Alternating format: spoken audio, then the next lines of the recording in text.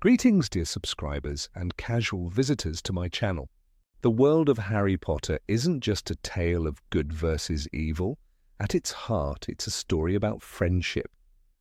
We all know the golden trio, Harry, Ron, and Hermione. Their bond, tested by trials and loss, became a symbol of loyalty and devotion. But this universe also gave us other legendary friendships, and perhaps the most beloved among them, the Marauders. James Potter, Sirius Black, Remus Lupin, and Peter Pettigrew. 4 friends whose mischief, betrayals, and heroism have inspired thousands of fanfics and endless theories. Today, let's take a deeper look at little-known yet captivating facts about this iconic foursome. Number 1. The Marauders. A made-up name? Ask any fan who the Marauders are, and they'll not only name all 4, but likely recite tales of their Hogwarts mischief. But here's a fun twist. The books never actually state that the friends called themselves that. The only time the term Marauders appears is in the title on the Marauders map. It's very possible they created the nickname solely for that magical parchment, so the legendary title may owe more to fan imagination than to the actual canon. Number 2, their story ended in reverse. When Harry first opened the map, he read Moony, Wormtail, Padfoot, and Prongs. But fate reversed that order when it came to their deaths. James, Prongs, was the first to fall, followed by Sirius, Padfoot, then Peter, Wormtail, and finally Remus, Moony, during the Battle of Hogwarts. Coincidence? Or a carefully crafted touch by J.K. Rowling? She's never commented on it, but fans often point to a deeper symbolism behind the reversal. Number 3, the eldest Marauder. Time is a stubborn thing. According to Rowling, James was born on March 27, 1960, and Remus on March 10th of the same year. But in 2015, it was revealed that Sirius's birthday was November 3rd, 1959. Peter's birth date remains uncertain, so the fandom generally agrees Sirius is the eldest of the 4. Number 4, Animagus forms reveal true nature. One of the Marauders' most iconic traits was their ability to transform into animals. But these weren't random. Each form was a mirror of their inner selves. Sirius, a dog, loyal, brave, and fiercely protective. James, a stag, noble, strong, a born leader willing to sacrifice. Peter, a rat. Enough said. Sometimes, who you become says more than what you say. It's surprising, in hindsight, that the others didn't spot that red flag. Number 5. The map isn't all-powerful. It shows everything, the Weasley twins said, handing the map to Harry. But that wasn't quite true. There are at least 2 places in Hogwarts it can't track. First, the Room of Requirement, a magical space that appears only in times of great need. Its ever-changing nature means it doesn't register on the map. Second, the Chamber of Secrets, created by Salazar Slytherin himself and hidden from all. If the Marauders never discovered it, they couldn't have charted it on their parchment. Number 6. Peter might have ended up in Slytherin. Had Peter Pettigrew been sorted differently, the story might have taken another path entirely. The Sorting Hat reportedly hesitated for quite some time. Rowling herself admitted Peter had more in common with Slytherin traits, so why Gryffindor? Perhaps there was still a flicker of courage in him back then. But looking at his choices, one can't help but wonder, did the hat get it wrong? Number 7. Lupin could have lived. Remus Lupin, one of the saga's most tragic figures, a teacher, a fighter, a father. His life was filled with hardship, yet he found love, happiness with Tonks, and left behind a legacy. But Rowling originally had different plans. In a 2011 interview, she revealed she had considered letting him survive. In another version of the tale, perhaps Lupin and Tonks raised Teddy together. Number 8. James's Quidditch position, debated to this day. Harry's passion for flying clearly runs in the family. In the Philosopher's Stone film, we see a plaque showing James as a seeker. But said in 2000, Rowling stated he had actually been a chaser. A movie mistake? Or a deliberate cinematic choice for flair?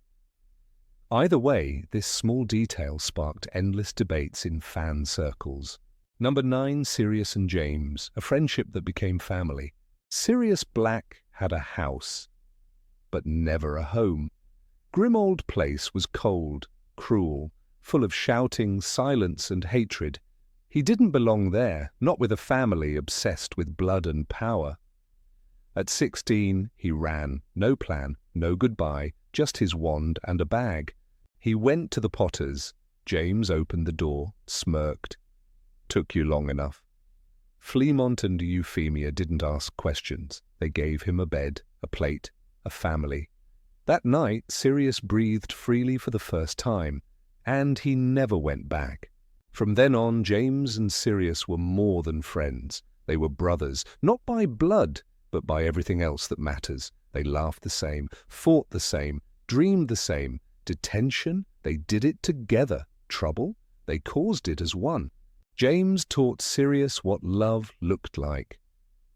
Not just pranks and Quidditch, but trust, loyalty, safety. "Your mum makes breakfast like magic," Sirius once said, wide-eyed. James laughed. That's because she is magic. And for Sirius, that magic was everything. When Harry was born, James didn't hesitate. "You're his godfather," Sirius nodded. "Always." No ceremony needed. It was a promise, a silent oath, and Sirius meant it with his whole heart. Number 10. Who really created the map? The Marauders map didn't just happen. It was built in secret, crafted by hands that knew every corner of Hogwarts. But not all 4 boys played equal parts. That's the truth no one likes to say out loud. Remus Lupin once said it himself. "I wasn't the one enchanting the parchment," he admitted. "I just knew where everything was." During full moons, he wandered the castle's forgotten veins, cracked tunnels, vanishing staircases, passages that even Filch never found. Pain gave him access, memory gave him purpose. He drew maps in his head, sketched them in corners of his notebook, whispered the best paths to Sirius and James. "Try the corridor behind the library tapestries," he told them once. James blinked. "You're Hogwarts' best-kept secret." That's when they started calling him Moony the Scout. Then came the real magic. James and Sirius, reckless, brilliant, obsessive, they tested charm after charm, ink that moved, spells that listened. James worked on detection, who's where and when.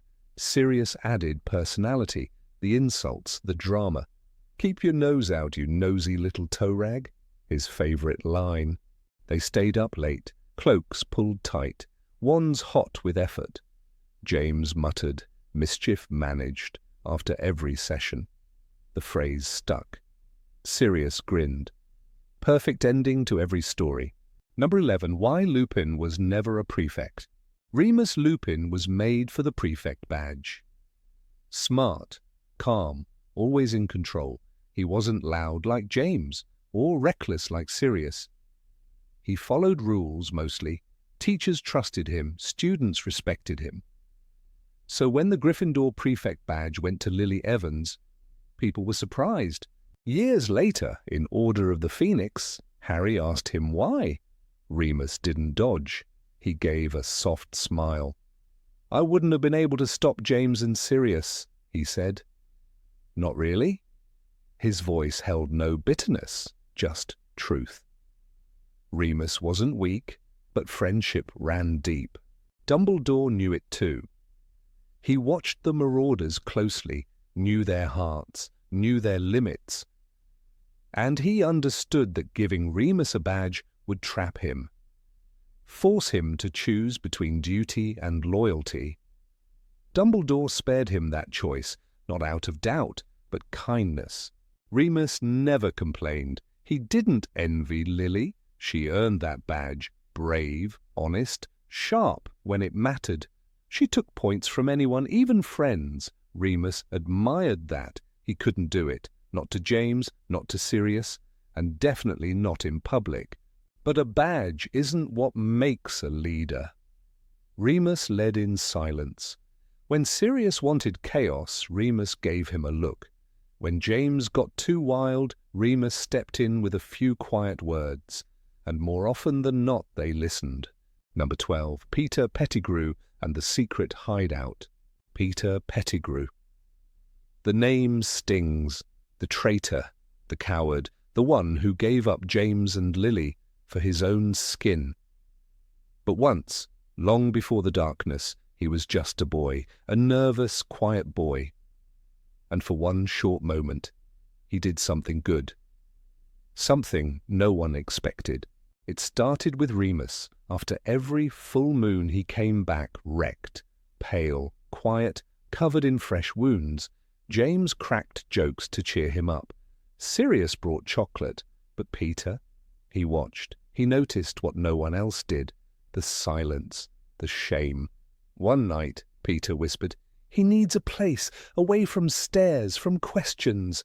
He searched alone, crept past the edge of the forbidden forest, past broken trees and damp stone.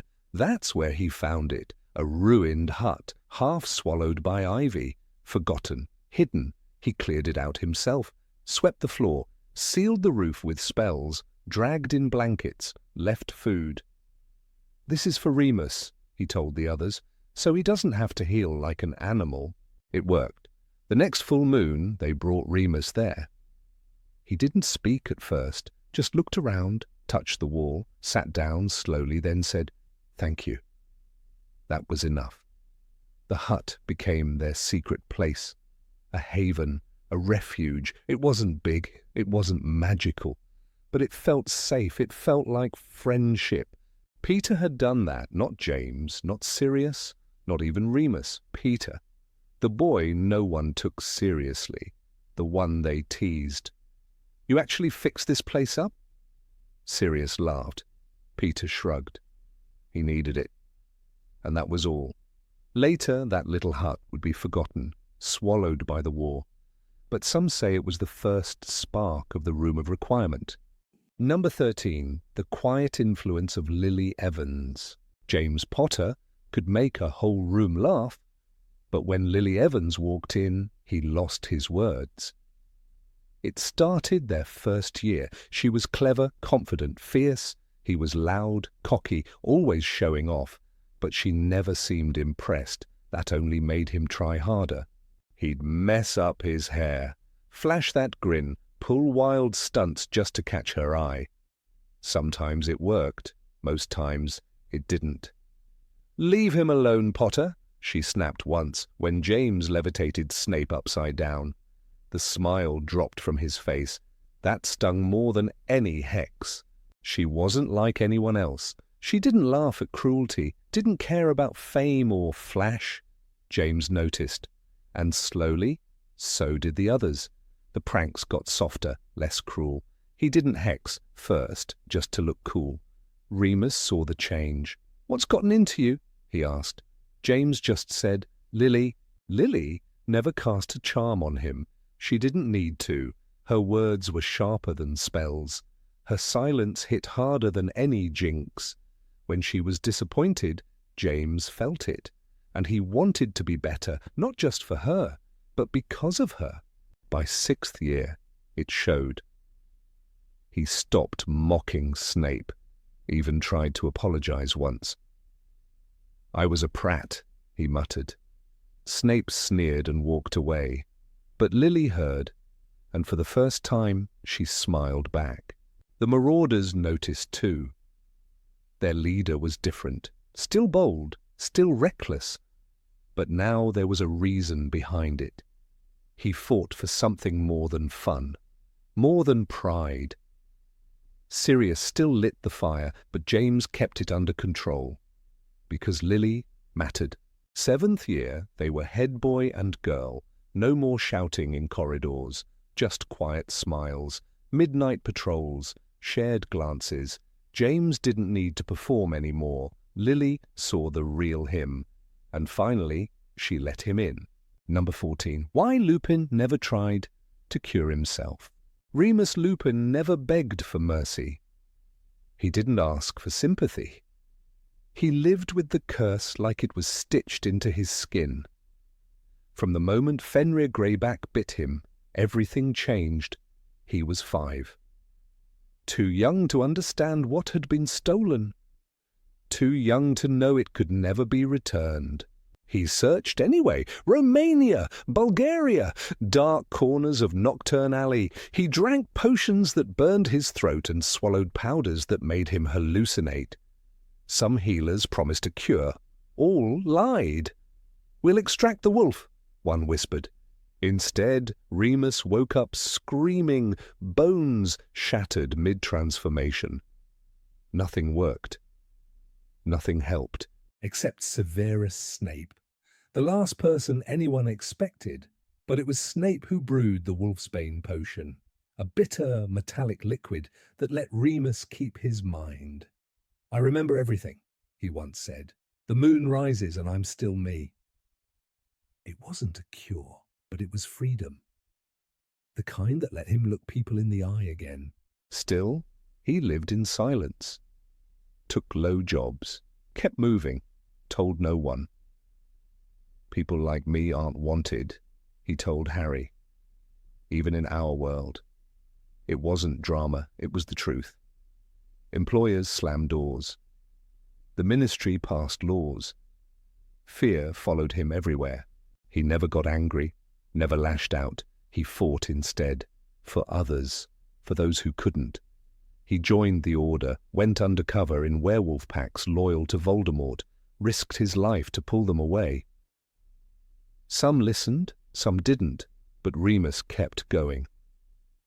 "The wolf doesn't make the man," he once told Kingsley. And then he proved it. He loved, but carefully. When Tonks fell for him, he panicked. "I'm too old, too poor, too dangerous," he said. She didn't flinch. She loved him anyway. Still, he pushed her away, not because he didn't care, but because he believed monsters couldn't deserve love. He was wrong. Number 15. James Potter was a skilled duelist. James Potter wasn't just a Quidditch star or a mischievous troublemaker. Beneath the wind-swept hair and arrogant smile lived a prodigy of magical combat. Those who watched him duel said his wand moved like lightning. Professor McGonagall once remarked, "He had the sharpest reflexes I've seen since Alastair Moody was a student here." That wasn't praise she gave lightly. At Hogwarts, James practiced obsessively. Not for grades, but for thrill, for skill, and, perhaps, for war. Alongside Sirius Black, he turned empty classrooms into dueling arenas. Spells flew, walls scorched, and sometimes their robes caught fire. But they laughed it off. This was their game, their training, and they were relentless. He mastered not just the standard defensive spells, but more advanced techniques, stunning spells that hit before the opponent could raise a wand, disarming charms so precise they worked behind cover.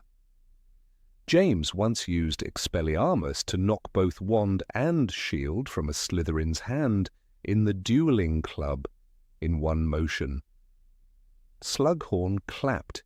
Even Snape, who despised James, couldn't hide the brief flicker of awe. That talent would later save lives. When Voldemort's war reached its peak, James joined the Order of the Phoenix. He was no longer just a cocky teenager. He became a soldier. In one of the early battles, James and Sirius fought back a group of Death Eaters in Cornwall. It was said that Bellatrix Lestrange herself was among them. She fled that night, wounded and cursing. The Ministry didn't publish details, but Dumbledore knew. He told Lily once, in a rare moment of quiet, "James is reckless, yes, but he fights like he was born for it. He doesn't hesitate when others do." That kind of courage wasn't just about throwing spells. It was about protecting something greater than himself. Number 16. What happened to Pettigrew's wand?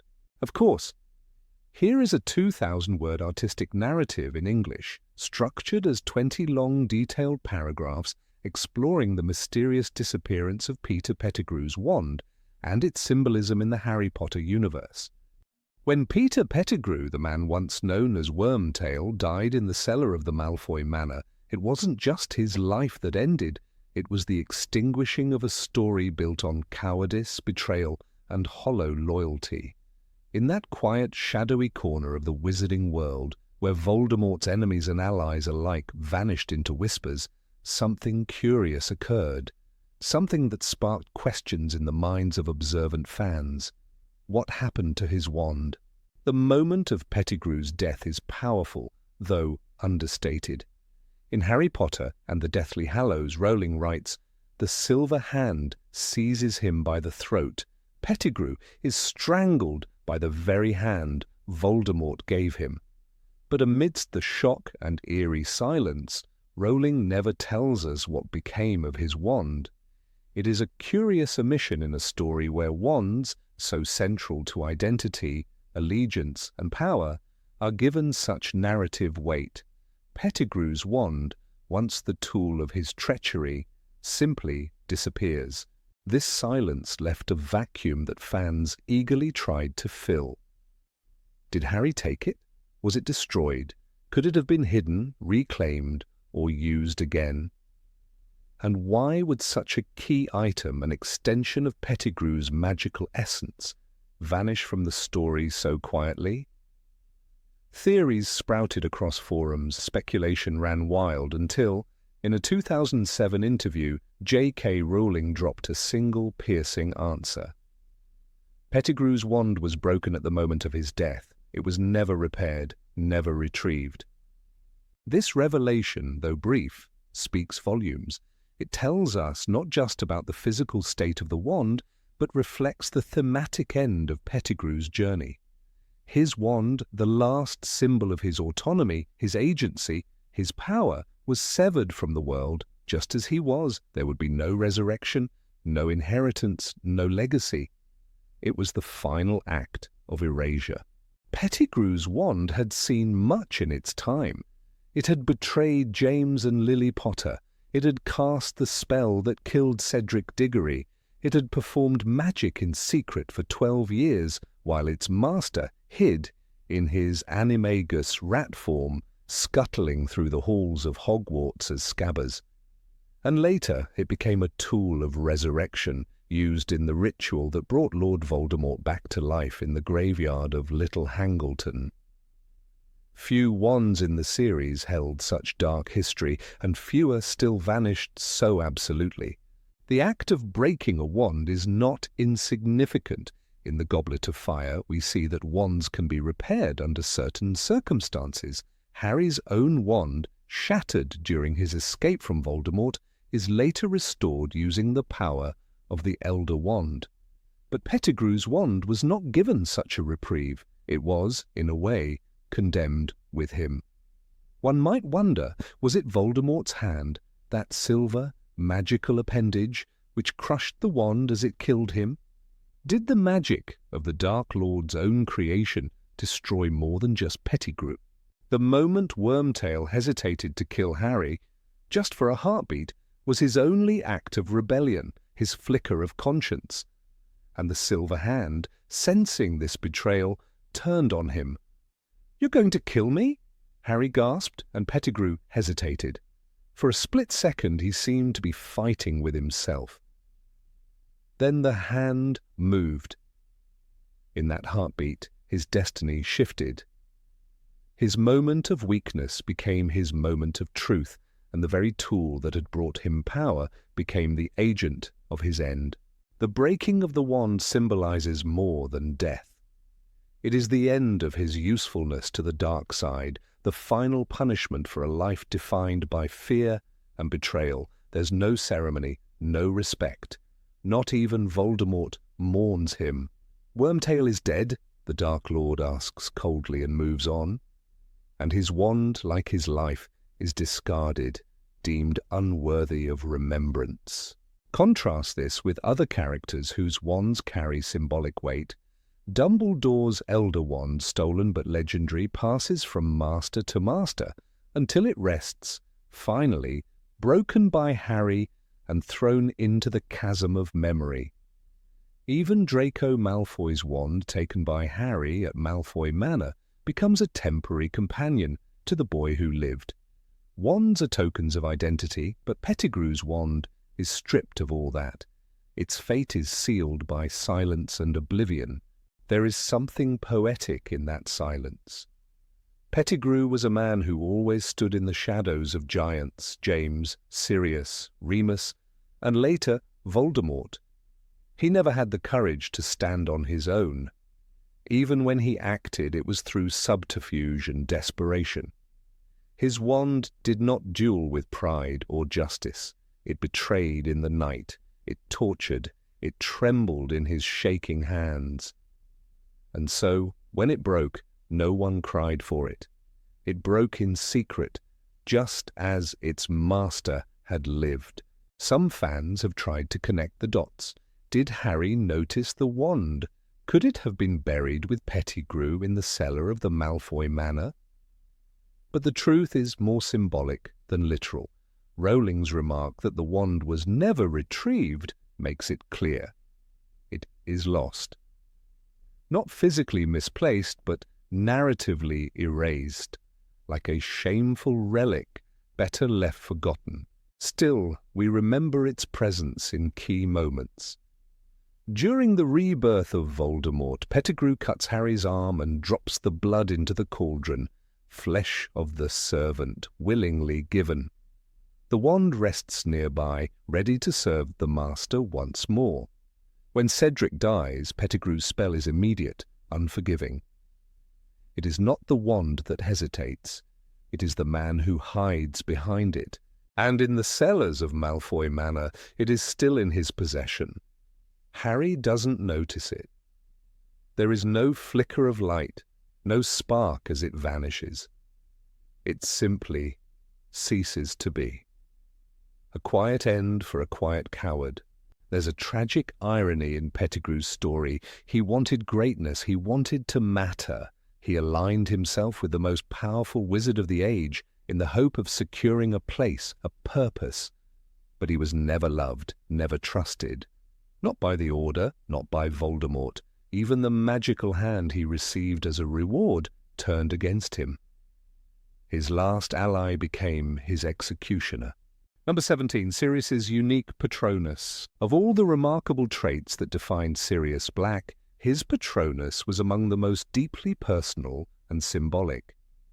It took the form of a great black dog, exactly the same as his Animagus form. For many witches and wizards, the Patronus was an ethereal embodiment of their spirit, often taking the shape of an animal they had never physically resembled. But in Sirius's case, the match between his corporeal Patronus and his Animagus form wasn't just a coincidence. It was the clearest reflection of the man he was and the life he lived.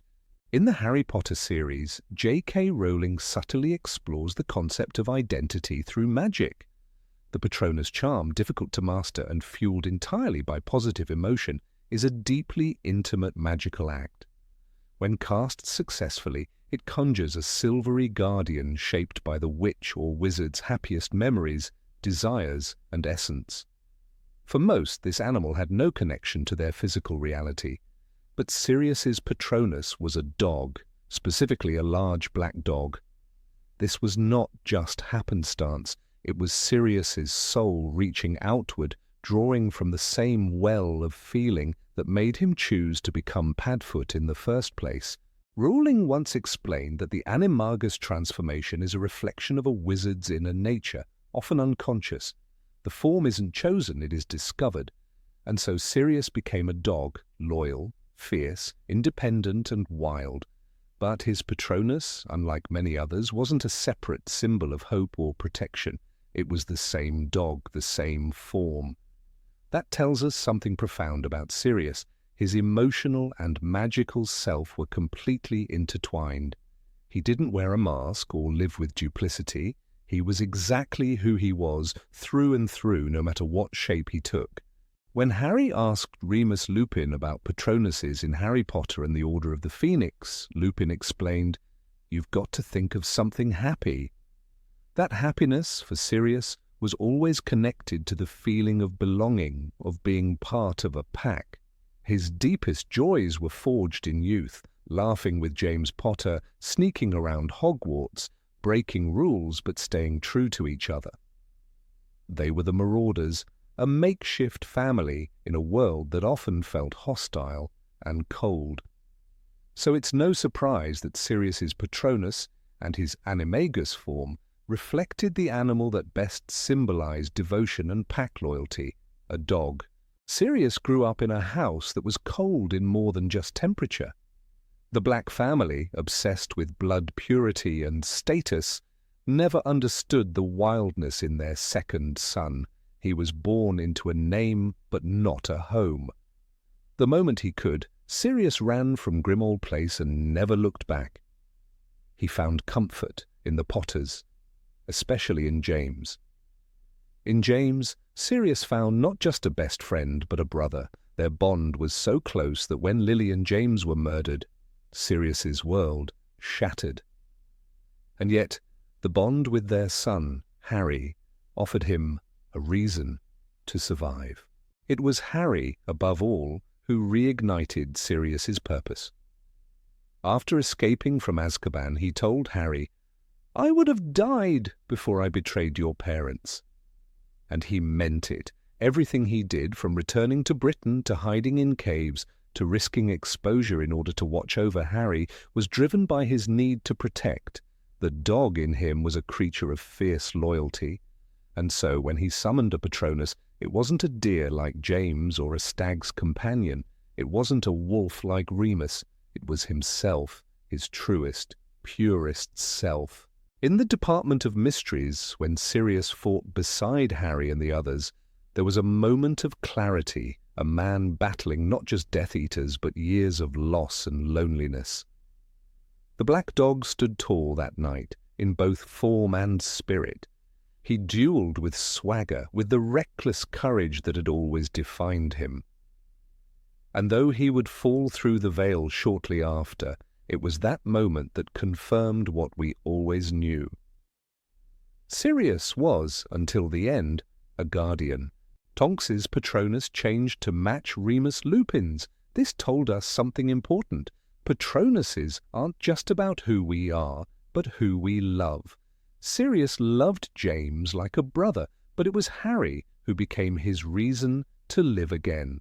His Animagus form, long seen as a tool to protect his friends, was also the image his soul conjured to protect Harry. This was no accident. It was the manifestation of his deepest desire to be strong enough to keep his family safe. In The Prisoner of Azkaban, when Harry first sees the black dog watching him from across the street, he is terrified. He believes it to be the Grim, a death omen. But the irony is poetic. What Harry saw wasn't death, it was Sirius. It was protection in disguise. That's who Sirius was, a shadow in the distance, never quite able to be close, but always there, watching, guarding. Later, when Sirius invites Harry to live with him, it's a brief glimpse of what could have been. A home, a family, a life free from the Dursleys. But fate had other plans. Still, even in the shadows, Sirius was a constant presence. His Animagus form allowed him to evade capture, and his Patronus, had he needed it, would have taken the same shape. Not out of lack of imagination, but because that was who he was. There was no boundary between his identity and his purpose. Think of Severus Snape, whose Patronus was a doe, a mirror of Lily Potter's. His Patronus was a tribute, an echo of love long lost. But Sirius's Patronus was no echo, it was a declaration. It was not formed by longing, but by presence. His love was active, not wistful. He didn't look back with sorrow, he looked forward, teeth bared, ready to defend. Even in exile, even hunted, Sirius burned with that purpose. It's worth noting that in the wizarding world, the dog often symbolizes loyalty and sacrifice. Sirius embodied both. He sacrificed his youth, his freedom, and eventually his life. But he never sacrificed his heart. When Dementors approached, and others summoned symbols of safety and joy, Sirius's Patronus emerged not as a guardian to rescue him, but as a reflection of the guardian he already was. There was no separation between the magic and the man. Number 18. The hidden meaning behind the Marauders' nicknames. In the quiet corridors of Hogwarts, long before the rise of Harry Potter and the final battle against Voldemort, 4 boys once roamed the castle under the silvery glow of the moon, bound by friendship and secrets deeper than anyone could imagine. These 4, James Potter, Sirius Black, Remus Lupin, and Peter Pettigrew, called themselves the Marauders. But beyond the mischief, the secret map, and their Animagus transformations, lay something even more fascinating: their names. Each Marauder chose an alias, a name that seemed playful on the surface, but was etched with meaning, reflecting hidden aspects of their souls. These names, Prongs, Padfoot, Moony, and Wormtail, were more than schoolboy nicknames. They were quiet confessions, cryptic symbols, and markers of destiny. James Potter was Prongs, a name that didn't just describe the antlers of his Animagus form. James turned into a stag, a majestic creature of the forest. In many cultures, the stag symbolizes nobility, leadership, and pride, characteristics that James possessed in abundance. He was the unspoken leader of the Marauders, the one whose charm and confidence seemed to light up every room. Even Professor McGonagall once described him as exceptionally bright and exceptionally arrogant. The stag is also a protector, and in the most literal sense, James was one. He gave his life trying to shield Lily and Harry from Voldemort, standing between death and those he loved. When Harry later conjured a Patronus in the shape of a stag, it was as though James himself had returned to guard his son. "Your father is alive in you, Harry," Lupin once said, and indeed the stag lived on through the boy who bore his name. Sirius Black chose the name Padfoot. It was a reference to a mythical black dog said to haunt the countryside, but it also perfectly fit his Animagus form, a large, shaggy black dog. More than that, dogs have long symbolized loyalty, freedom, and unbreakable spirit. All traits Sirius embodied. He was fiercely devoted to his friends, especially James. When the world turned its back on him, when the Ministry locked him away without trial, Sirius never betrayed the memory of the Marauders. "I would have died before I betrayed them," he spat at Snape, and the pain in his voice was not performative. Padfoot also hinted at his wandering soul, his inability to be confined. After escaping from Azkaban, he didn't flee the country as most would have. He returned, prowling the edges of Harry's life like a guardian spirit, always near but never close enough. The name Padfoot was more than a disguise. It was a statement of nature, silent, stealthy, but ready to defend. Remus Lupin was Moony, a name that carried more weight than all the others. It wasn't an Animagus form, but a curse. Moony referred to his condition as a werewolf, a fate he never chose, but bore with dignity. The moon governed his life, drawing out the beast in him every full moon. "It is very painful to transform," he once admitted, the weariness clear in his voice. His friends did the unthinkable. They became animagi illegally just to keep him company during his worst nights. That act of devotion speaks volumes about the Marauders' bond, but also about how deeply they accepted Moony for who he was. The name wasn't mocking, it was affectionate, a badge of shared suffering and solidarity. Through Moony, we see a man struggling with self-hatred, ashamed of his darkness but desperately trying to live a good life. He became a voice of wisdom for Harry, the defense against the dark arts teacher, who said, "You are not weak, Harry. The Dementors affect you worse than the others, because there are horrors in your past the others don't have." Then there was Peter Pettigrew, Wormtail. The name itself sounds small, almost laughable. A worm's tail, something barely alive, barely visible, but it suited him. His Animagus form was a rat, the creature that survives by hiding, feeding on scraps, and running when danger approaches. Rats have long been symbols of cowardice and betrayal, and Peter lived up to that legacy in the worst way. While his friends stood for loyalty, he stood for self-preservation. He betrayed James and Lily to Voldemort, leading to their deaths. He framed Sirius, leading to 12 years in Azkaban, and he lived in shameful disguise for more than a decade as Ron's pet, Scabbers, hiding in plain sight. When Sirius confronted him in the Shrieking Shack, his pleas were pathetic. "What would you have done? What would you have done?" It was the question of a man who had already given up on honor. Wormtail wasn't just a nickname, it was a prophecy fulfilled, the echo of a soul that chose fear over friendship. And yet, the genius of J.K. Rowling's storytelling lies in how these names were not just titles, they were mirrors. Prongs represented strength and sacrifice. Padfoot was loyalty and rebellion. Moony was pain and dignity. Wormtail was treachery and weakness. Each boy picked a name that, consciously or not, told the truth about who they were or who they would become. Even their positions on the Marauders' map reflect their paths. James and Sirius side by side, Remus watching from a distance, Peter always trailing behind.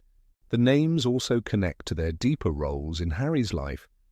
James, though dead, is the standard Harry tries to live up to. Sirius is the lost family he never had. Remus becomes the teacher and mentor. Peter is the warning, the shadow of what could happen if fear wins. These were not just school friends. They were archetypes of human nature, courage, loyalty, wisdom, and betrayal, wrapped in the skin of teenage boys who once laughed at the moon. Even their transformations hold meaning. Becoming an Animagus is no small feat. It requires discipline, talent, and a sense of one's true self. That Sirius, James, and Peter managed it speaks volumes about their power and determination, but the forms they chose, or that chose them, reveal deeper truths. James the Stag represents the king of the forest, a born leader. Sirius the dog is the hunter and companion. Peter, the rat, is the spy, the survivor. And Remus, who had no choice, is the beast cursed by the cycle of the moon. Their names, then, are not just nicknames, they are spiritual revelations. Number 19. What happened to James Potter's family home?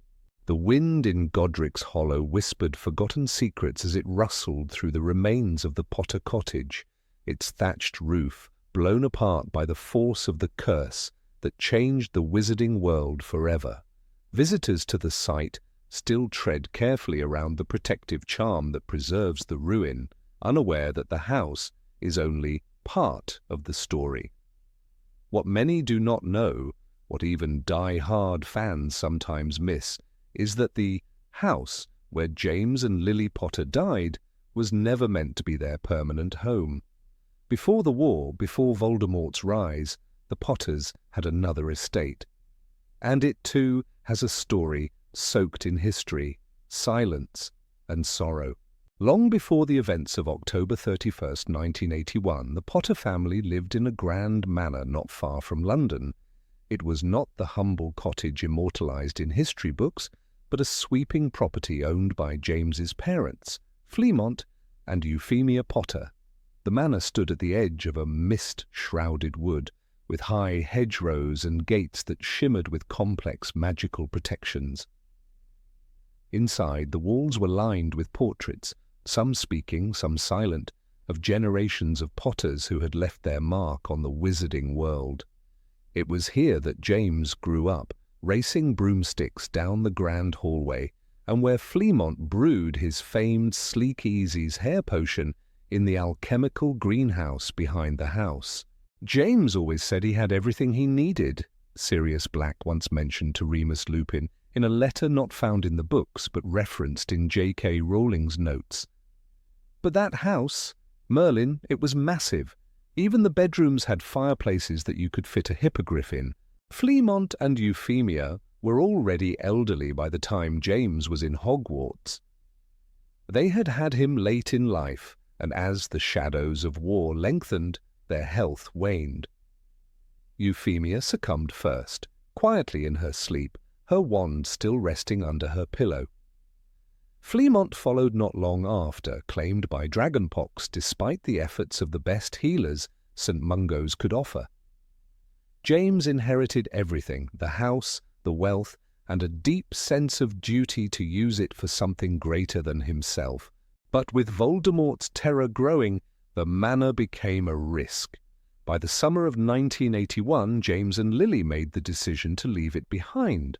They chose Godric's Hollow, a place of quiet legend, the birthplace of Godric Gryffindor himself, and a village where muggles and magical folk had coexisted for centuries.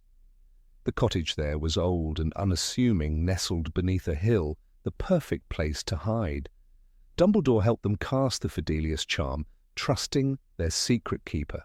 The rest is history. Yet what of the manor? That grand, luxurious place where James had once chased snitches through the library. After James's death and Sirius's arrest, the house stood empty. Most believed it to be abandoned, but its protections held. Thieves who tried to enter found themselves lost in fog, led in circles until they gave up.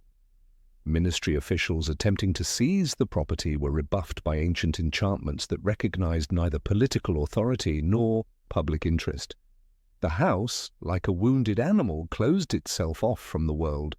And then something strange happened. In a 2007 interview, J.K. Rowling was asked about the Potter estate outside London. Her response was simple but revealing. The house was eventually given over to the ministry. It became a place of healing, rebuilt not physically, but in spirit. What she meant became clear later, in one of the footnotes published on Pottermore. According to those archives, Minister for Magic Millicent Bagnold, shortly before stepping down, approved a confidential plan to turn the Potter estate into a refuge for those damaged by the First Wizarding War. Not only physically wounded, but those left broken in spirit, children who had lost parents, auras discharged due to psychological trauma, and civilians caught in the crossfire of curses that never fully wore off. They called it the Hearth. No official record bears the name, but insiders whispered of a building that looked like any other wizarding manor, until you passed through the iron gates. Inside, time moved differently. The ceilings still shimmered with charmed starlight, and the library now served as a place of quiet learning and recovery. Witches and wizards who had seen too much would sit beneath the stained glass windows where Fleamont once took breakfast, now refurbished into common rooms for residents. It was a healer named Theodosia Merrythought who managed the estate during its second life. A veteran of the war, she had lost her fiancé to a Death Eater's curse and had sworn never to lift her wand again. Instead, she ran the hearth with the same discipline she had once brought to St. Mungo's. Under her care, survivors were given a place to remember, but also to forget. One of the most famous residents was Wilfrid Twycross, the apparition instructor from the ministry, who was nearly killed during an attack on a Diagon Alley apparition training session in 1980. He later called the Hearth the only place where nightmares felt like guests, not owners. Still, not everyone approved. There were whispers in the ministry that the property should have gone to Harry. Technically, it had belonged to James, but with Sirius arrested and Harry a ward of the Dursleys, the paperwork, twisted and confused as wartime records often are, resulted in the estate being classified as abandoned. By the time Sirius escaped from Azkaban, it was too late.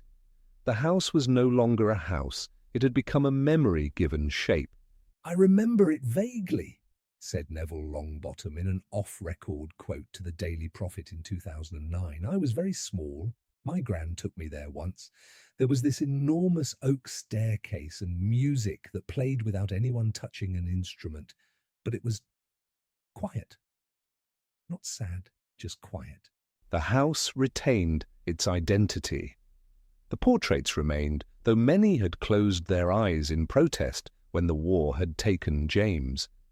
Euphemia's painting, it is said, wept openly when Sirius was imprisoned, and when Harry defeated Voldemort in 1998, the bells in the estate's hidden tower rang out, a sound not heard in nearly 2 decades. Years later, when Harry himself became head of the Aura office, he petitioned to visit the estate. Not to reclaim it, he insisted, but simply to see it. When he walked through its halls, escorted by Theodosia herself, now white-haired but still upright, he paused before a photograph that had survived the years. James, 7 years old, holding a tiny broom, laughing as he soared above the flower beds. The frame was cracked, but enchanted, and the boy inside still looped in the air with wild glee. Harry said nothing. But Theodosia noticed the way he stood still, his eyes on the boy who would never grow old. "He looks like you," she whispered. Harry nodded. "Or maybe I look like him." Though Harry never moved in, he asked that the property continue serving those in need. In a quiet ceremony unreported by the press, the estate was renamed the Potter Refuge. A small brass plaque reads, "In memory of those lost and those who remain. May this be a home to both." Number 20. Which professors knew about Lupin's secret? Of all the secrets whispered through the ancient corridors of Hogwarts, few were guarded as fiercely as the one surrounding Remus Lupin. His calm, reserved demeanour made him blend into the crowd, a gentle soul among the chaos of adolescence. Yet behind those tired eyes, the young Gryffindor carried the weight of a curse that could have turned him into an outcast. He was a werewolf, a secret that, though hidden from most students, did not escape the attention of several sharp-eyed professors. Albus Dumbledore, of course, knew from the beginning. It was he who took the risk, the unprecedented step, of admitting a werewolf into Hogwarts. Not out of recklessness, but compassion. He saw in young Remus a boy with potential, not a monster. To protect the students and Lupin himself, Dumbledore commissioned the planting of the Whomping Willow, a violently protective tree that concealed the secret passage to the Shrieking Shack. There, every full moon, Lupin could undergo his painful transformation in solitude. "I was a small boy when I received the bite," Lupin would later say. "My parents tried everything, but in those days there was no cure. The transformations were horrible, but Dumbledore could not manage the secret alone. He needed others to maintain the illusion that Remus was just another student. Sickly, perhaps, but not dangerous. One of his most trusted colleagues, Professor Minerva McGonagall, was informed early. It was she who helped enforce the carefully crafted narrative. Stern, precise, and deeply loyal, McGonagall never betrayed the confidence. "She never treated me any differently," Lupin would later reflect, "but I could tell. She was always watching, making sure I was safe, and that others were too." And then there was Madame Pomfrey, the school's nurse, whose understanding of magical ailments made her indispensable. Every month, without fail, she would escort Lupin from the castle to the base of the Whomping Willow under cover of darkness. Her silence was absolute, her care discreet. Students assumed Lupin suffered from a rare, chronic illness. "Pomfrey was always kind," he recalled. "She never flinched, never hesitated. I don't know how I'd have gotten through those years without her, but whispers in a place like Hogwarts are hard to silence completely." Rumours begin as passing glances, curiously timed absences, the occasional scream drifting faintly from the shrieking shack. Most chalked it up to imagination. A haunted house, they said. But a few professors were not so easily misled. Professor Horace Slughorn, the genial potions master, was one of them. At the time, Slughorn was already a master at reading students like books. He could sense ambition, detect secrets, and more often than not, choose to ignore them when it suited his interests. Though he never said it aloud, there is strong reason to believe that Slughorn suspected the truth about Lupin. Slughorn had, after all, taught hundreds of students over his long career.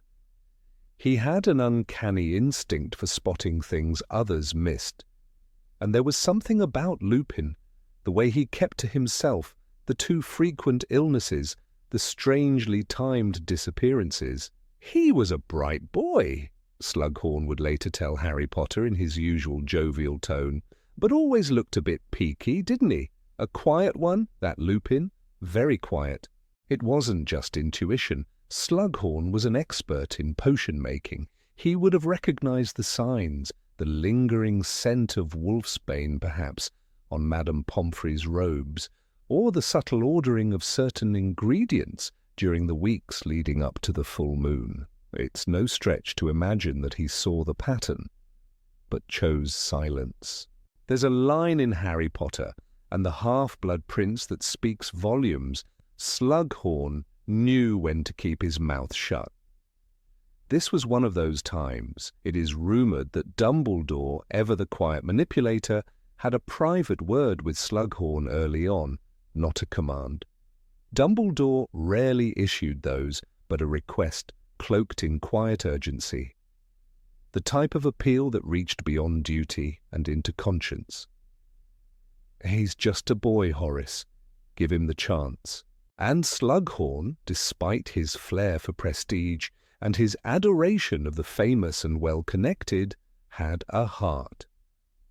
He remembered what it meant to protect a student, even a boy with no social pedigree or famous lineage. He did not ask questions. He did not probe. He let the matter rest. Still, secrets have a way of festering. Severus Snape, then a student, was another who began piecing things together. But his discovery was neither compassionate nor discreet. Jealous of the Marauders, furious at James Potter and Sirius Black, Snape followed Lupin one night and nearly discovered everything, only to be yanked back by James at the last moment. Dumbledore hushed the incident, warning Snape never to speak of what he had seen. Years later, as potions master himself, Snape would become keeper of an even more delicate balance, brewing the wolfsbane potion for Lupin during his tenure as defense against the dark arts professor. A bitter irony. The potion must be taken a week before the full moon, Snape reminded Lupin coldly. The disdain in his voice was clear, but he complied nonetheless. He may have hated Lupin, but he feared Dumbledore more. But Snape's knowledge came later. In Lupin's student years, it was Slughorn's quiet awareness that formed part of the unseen network protecting him. It's not difficult to imagine a young Lupin passing Slughorn in the corridor, catching a glance that lingered just a second too long. Did he know? Was he judging? But Slughorn never confronted him, never treated him any differently. That silence was a kind of mercy. Even among the Marauders, James, Sirius, and Peter, Lupin kept his secret for a time. I didn't tell them at first, he admitted. I was terrified they'd hate me. But they found out, and to his amazement, they didn't run. They became animagi to join him during his transformations, friends in the truest sense. Yet it is worth noting that those who had authority, McGonagall, Pomfrey, Dumbledore, and likely Slughorn, held their silence for reasons rooted in ethics, not emotion. Professor Sprout, head of Hufflepuff, may have known as well, though this remains speculation. Her closeness to Pomfrey and McGonagall, combined with her gentle disposition, made her a safe confidant. But there is no direct textual evidence. If she did know, she kept it hidden under layers of earthy wisdom and practical kindness. Phileas Flitwick, the charms professor, likely remained unaware. His focus was on spellwork, and though he had a sharp mind, Lupin's quiet nature may have left no impression. Lupin wasn't disruptive, didn't excel in dueling, and had little reason to draw attention in Flitwick's class. One might wonder if Professor Binns, the ghostly history of magic teacher, ever noticed anything. But Binns, lost in his lectures, seemed oblivious to the world beyond his notes. He didn't even notice his own death, let alone the hidden pains of a boy in the third row. What emerges from these silent alliances is a portrait of Hogwarts that is more complex than it first appears. The professors were not merely instructors, they were protectors, enablers of second chances. They understood that magic could not solve every problem, but sometimes kindness could. And Lupin? He carried the weight with grace. Despite the agony, the self-loathing that comes with lycanthropy, he remained kind, thoughtful, and brave. "I was a coward," he once told Harry. "I didn't stand up to people the way I should have." But perhaps he was wrong. Perhaps enduring, in silence, was its own form of courage. Number 21. What role did Severus Snape play in the Marauders story? Severus Snape's footsteps echoed through the cold, stone corridors of Hogwarts, a place that promised magic, wonder, and belonging. But for him, it brought only isolation, rivalry, and the ever-present shadow of humiliation. From the very start, his path crossed with James Potter and his group of friends, Sirius Black, Remus Lupin, and Peter Pettigrew, known among themselves, and later in legend, as the Marauders. What began as schoolyard hostility would evolve into one of the most complicated and emotionally charged relationships in wizarding history. Snape arrived at Hogwarts already marked by difference. Pale, greasy-haired, and dressed in shabby robes, he stood out among the wealthier, louder, and more self-assured students. From the moment he met James and Sirius on the train, there was friction. James, with his messy hair and effortless charm, Sirius with his rebellious sneer, both seemed to embody everything that Snape was not. And Snape, with his sharp mind and fascination with the dark arts, found their arrogance unbearable. "Who wants to be in Slytherin? I think I'd leave, wouldn't you?" James had said on that very first ride, casting a mocking glance at Snape. From that moment, a war began. But this was not a war of equals. The Marauders, James and Sirius especially, delighted in making Snape's life miserable. Their bullying was not always subtle. In Harry Potter and the Order of the Phoenix, Harry sees one of these memories through Snape's own eyes. Snape was on his knees, his robes pulled over his head, and Sirius was laughing uproariously, while James was saying, "Leave him alone," to a crowd that wasn't protesting at all. These scenes weren't just pranks, they were deeply humiliating, forming the foundation of Snape's hatred, not only for James, but for everything he represented. Yet hatred alone cannot define Snape's role in the Marauders' history. If it had been only about resentment, the story would be far simpler. But Snape's entanglement with them was far more personal. He was not just a victim, he was an observer, a rival, a near victim of a murder plot, and ultimately a man whose life was shaped by the choices of James and Sirius, just as theirs were shaped by him. Perhaps the most pivotal incident in their story was the event known among fans as the prank.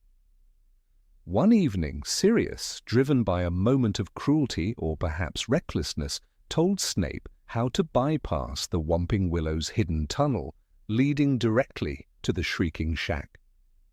What Snape did not know was that Remus Lupin, under the full moon, was there, transformed into a werewolf. The act was, quite literally, a death sentence. It was James who found out what Sirius had done, and, at the last possible moment, pulled Snape back. "I saved your life," James would later remind him, "with no thanks for it." This incident revealed the razor's edge on which all their lives balanced.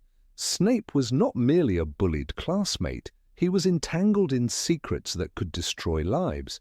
He now knew Remus was a werewolf, and though Dumbledore made him swear never to speak of it, the knowledge sat with him like poison. As for James, that one act, saving the boy he hated, added a layer of complexity that would haunt both of them. Gratitude and hatred are uncomfortable bedfellows. Snape, for all his bitterness, never told anyone about Lupin, but he never forgave the Marauders either. The betrayal ran deep. He may have owed James his life, but he felt it was James and Sirius who had endangered it in the first place. As the years passed, Snape's fascination with the dark arts grew, and he aligned himself with students like Mulciber and Avery, whose interests veered into dangerous territory. He found admiration in the darker corners of Slytherin, and the more James and his friends tormented him, the more justified Snape felt in retreating into his own world of shadows. And yet, even in that darkness, there was Lily. Lily Evans, bright, kind, muggle-born, had been Snape's only friend from childhood. She was the one light in his life that the Marauders could never dim. But his friendship with her was fragile, and the more he sank into his obsession with power, the more he risked losing her. That moment came with brutal finality in 5th year, during one of the worst encounters between him and the Marauders. James, showing off once again, hexed Snape in front of a crowd. Enraged and humiliated, Snape lashed out and called Lily a mudblood. It broke everything. "You don't mean that," she said quietly. But he had. In that moment, all the poison he'd absorbed from years of torment burst out in the one direction he never intended it to go. She walked away. He apologized, begged, grovelled, but Lily was done. And when she later began dating James, it wasn't just salt in the wound, it was the death of the last hope Snape had of redemption. It's here that Snape's story begins to diverge from the Marauders. While James and Lily eventually married and joined the Order of the Phoenix, Snape took the opposite path. He became a Death Eater, diving into the very world he and Lily had once argued about. But even then, the ghosts of the Marauders haunted him. When he learned that Voldemort was planning to kill Lily and her family, Snape did the unthinkable. He went to Dumbledore. "Hide them! All of them! Keep her! Them! Safe! Please!" That was all he could say. It was no longer about James or Harry or even Voldemort. It was about her.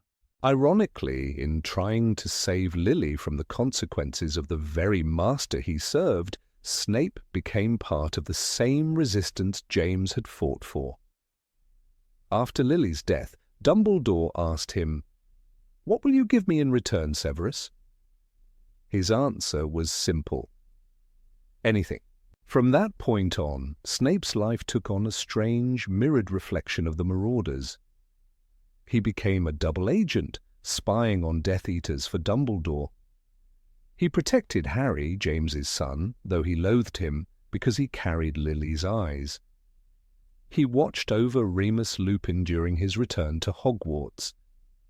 He distrusted Sirius and made life hard for him, perhaps out of lingering pain, or perhaps because he saw in Sirius the same recklessness that had once nearly cost him his life.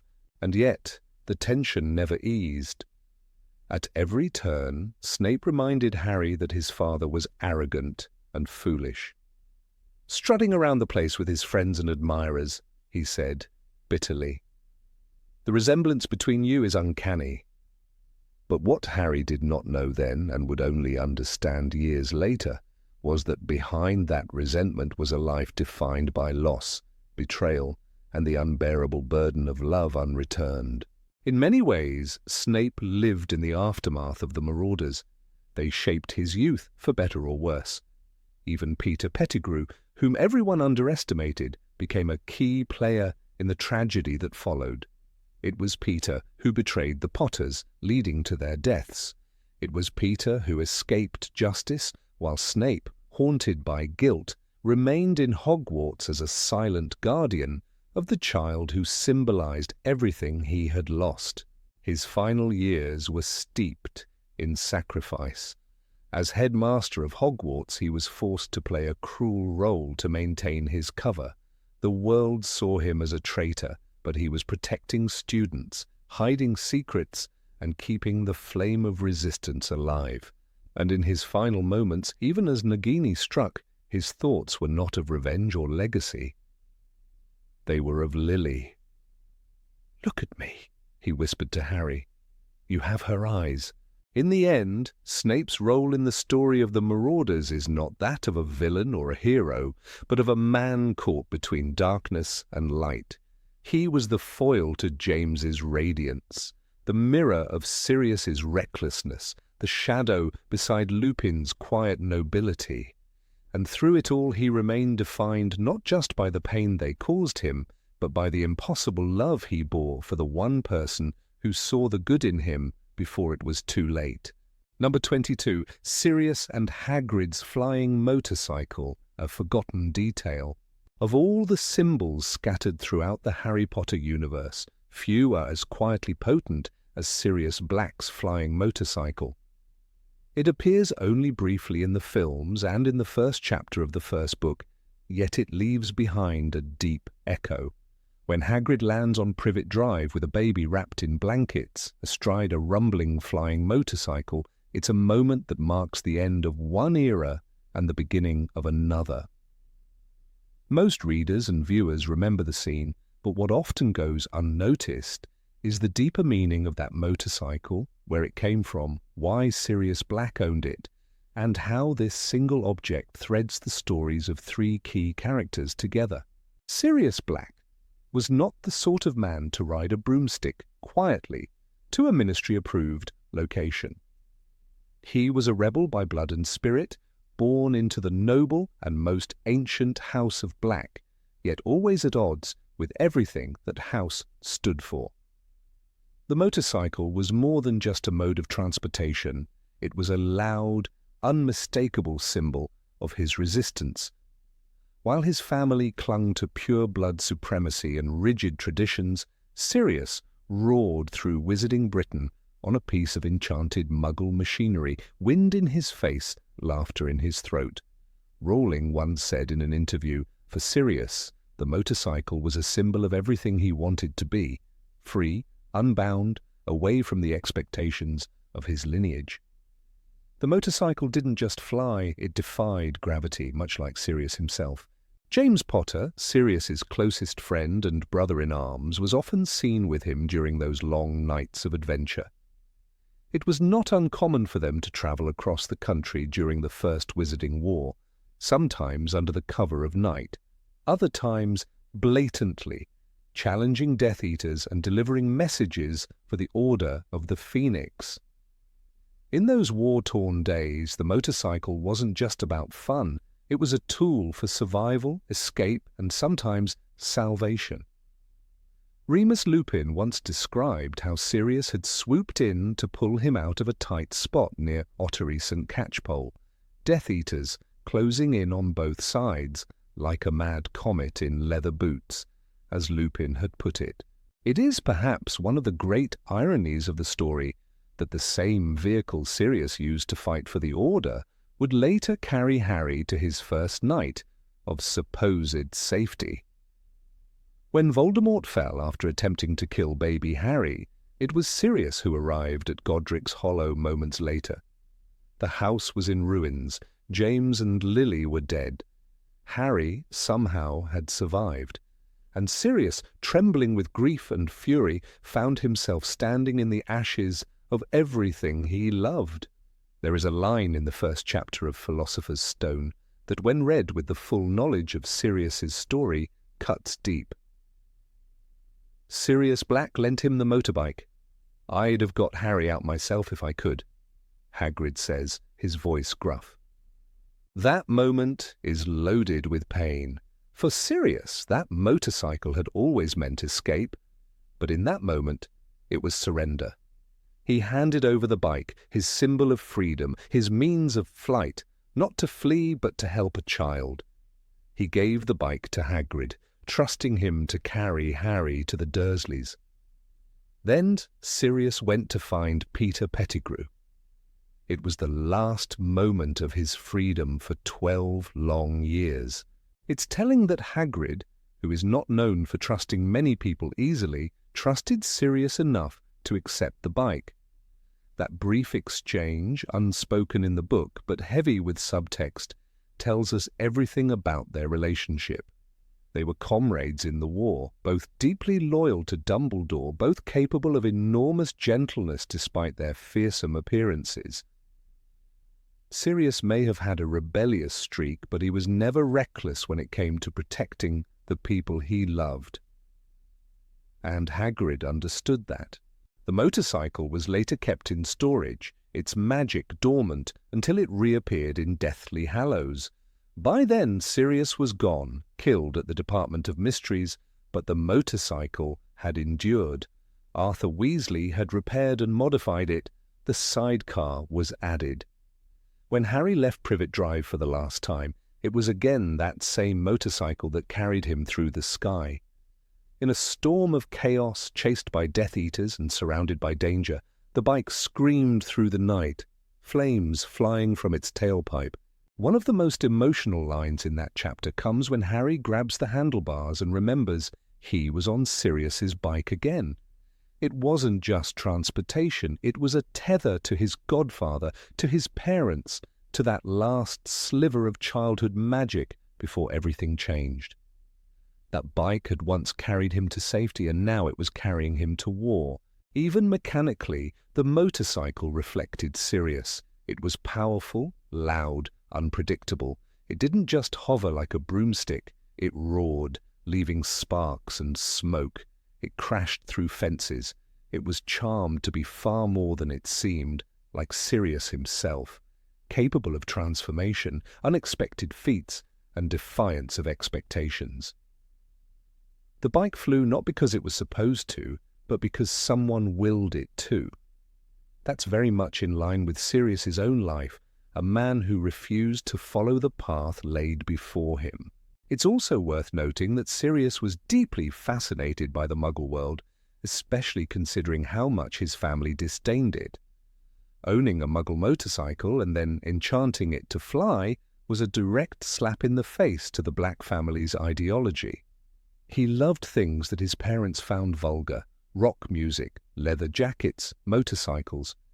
When asked why Sirius didn't use a broomstick, Rowling simply replied, "Because that's what they expected."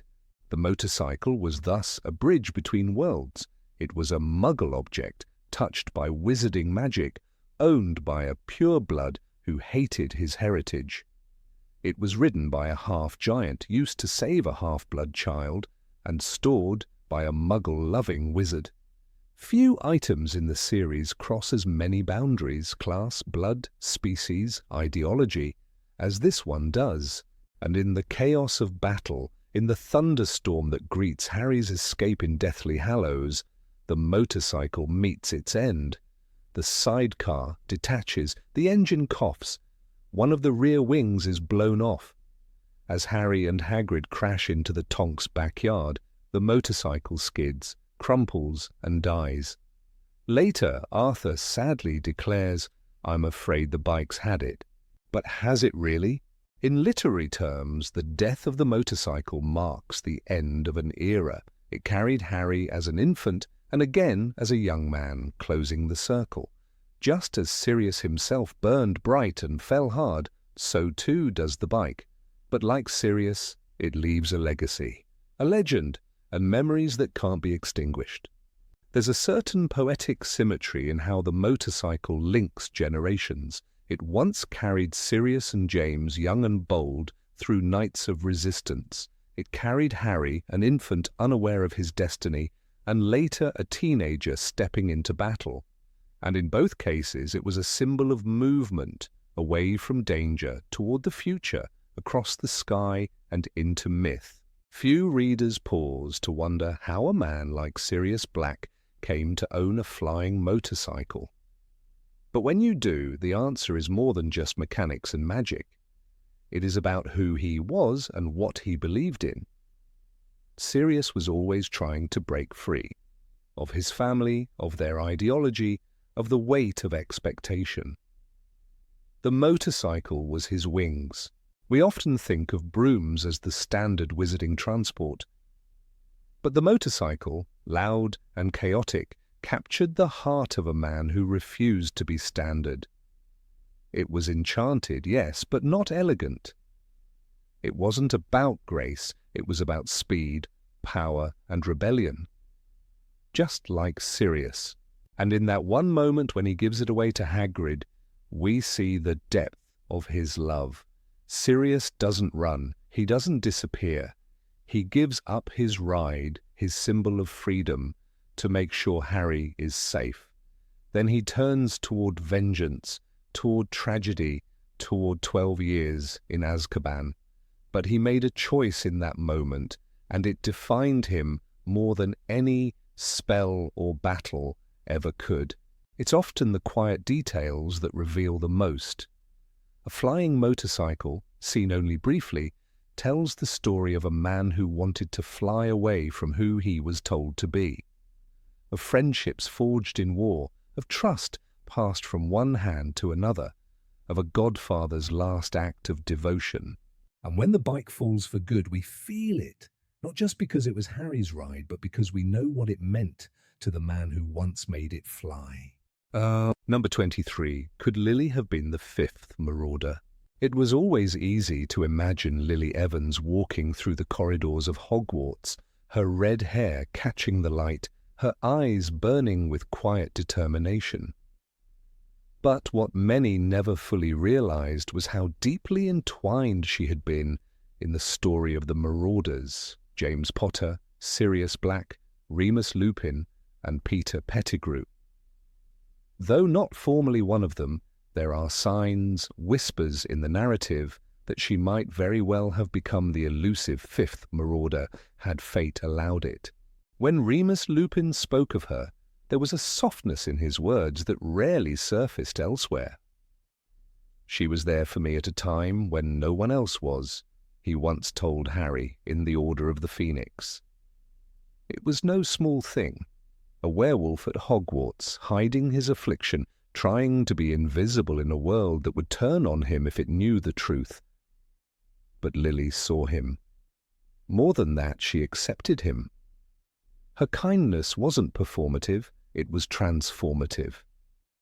And for Remus, that meant the world. While James and Sirius teased and pranked and Peter followed suit, Lily offered balance. A voice of reason in the chaos of youth and ego. James Potter, the unofficial leader of the Marauders, had a fire in him that was both mesmerizing and dangerous. In the Order of the Phoenix, Snape's memory shows a 15-year-old James levitating Severus upside down, laughing cruelly with Sirius. It was Lily who stormed into that scene, furious, standing between them and the boy who would become her worst mistake. "Leave him alone," she snapped, her voice carrying a weight that even Sirius didn't challenge. In that moment, she wasn't just a girl in the crowd, she had power. Not the kind measured in spells or duels, but in presence. James listened. Not immediately, perhaps, and not without mockery, but deep down her words mattered to him. Sirius Black, with his reckless charm and aristocratic disdain for rules, admired few things more than loyalty and guts. Lily had both. Even though she was a muggle born in a world that still whispered about blood purity, she never faltered. She challenged him, and he liked it. "Evans is fierce," he once joked, grinning as James looked away with flushed cheeks. But there was respect behind his laughter. Sirius didn't allow just anyone into his circle. But Lily? She never needed permission. She earned her place every time she stood firm, every time she called them out on their idiocy, every time she refused to let her friends drown in their own arrogance. The Marauders were a force of nature. Their bond, forged through midnight escapades, Animagus transformations and countless detentions, was seemingly unbreakable. But even within that quartet there were fractures. Peter, always lagging behind, never quite earned the same trust. He was tolerated, carried, even pitied. A shadow who clung to their light. Lily, on the other hand, stood apart. She didn't beg to be included. She wasn't dragged into the mischief. She chose when to engage, and when she did, her presence shifted the entire dynamic. There's a memory that often floats in fan discussions. The time James tried to sneak into the kitchens using the passage behind the one-eyed witch. He miscalculated the timing and nearly ran into Filch. It was Lily who spotted the risk and conjured a distraction, leading Filch away with a lost first-year act so convincing that even Peeves was impressed. James later laughed. "She's not one of us, but Merlin, she's good." That night, Sirius offered her a spot on their next misadventure. She declined. "Someone has to make sure you survive yourselves." That was Lily, never asking to join, yet always being essential.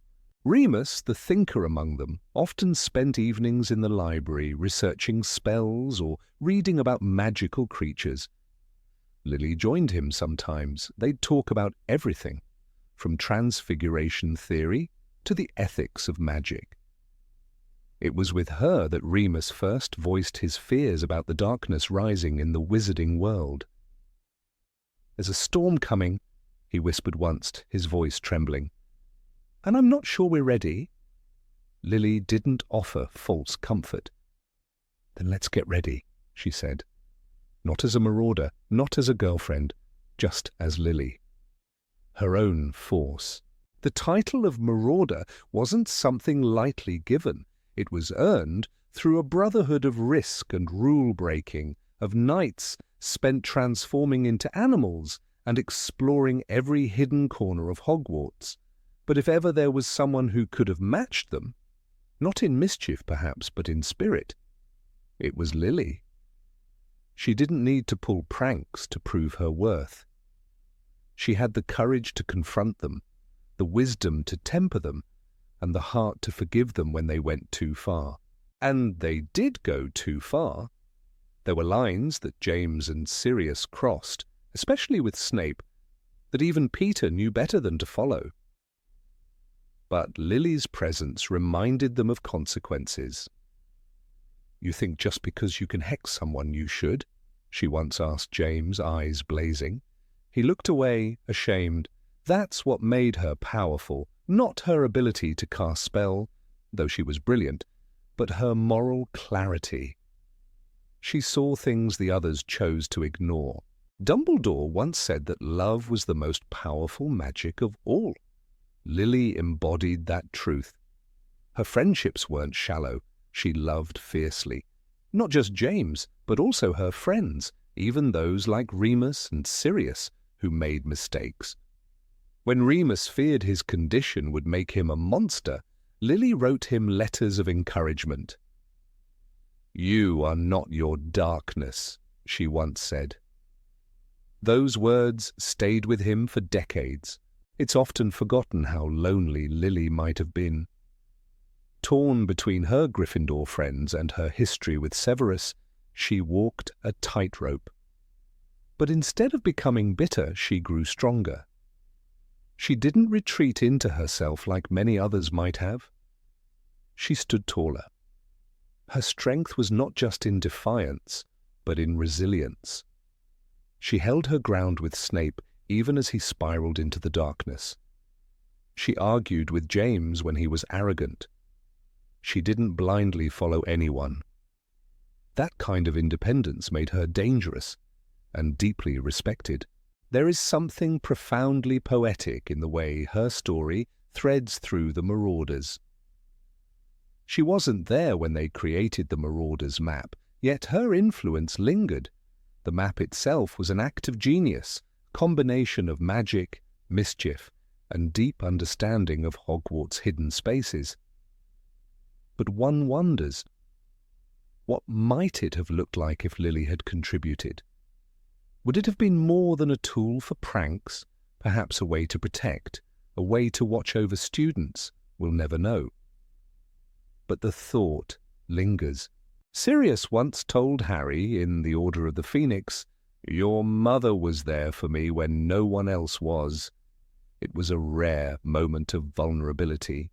Sirius, the bold, brash warrior, reduced to grief and regret. He didn't mean it romantically, it was deeper, a connection rooted in loyalty and gratitude.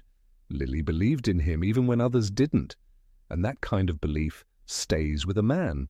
Peter Pettigrew is the contrast that makes Lily shine brighter. Where she was brave, he was cowardly.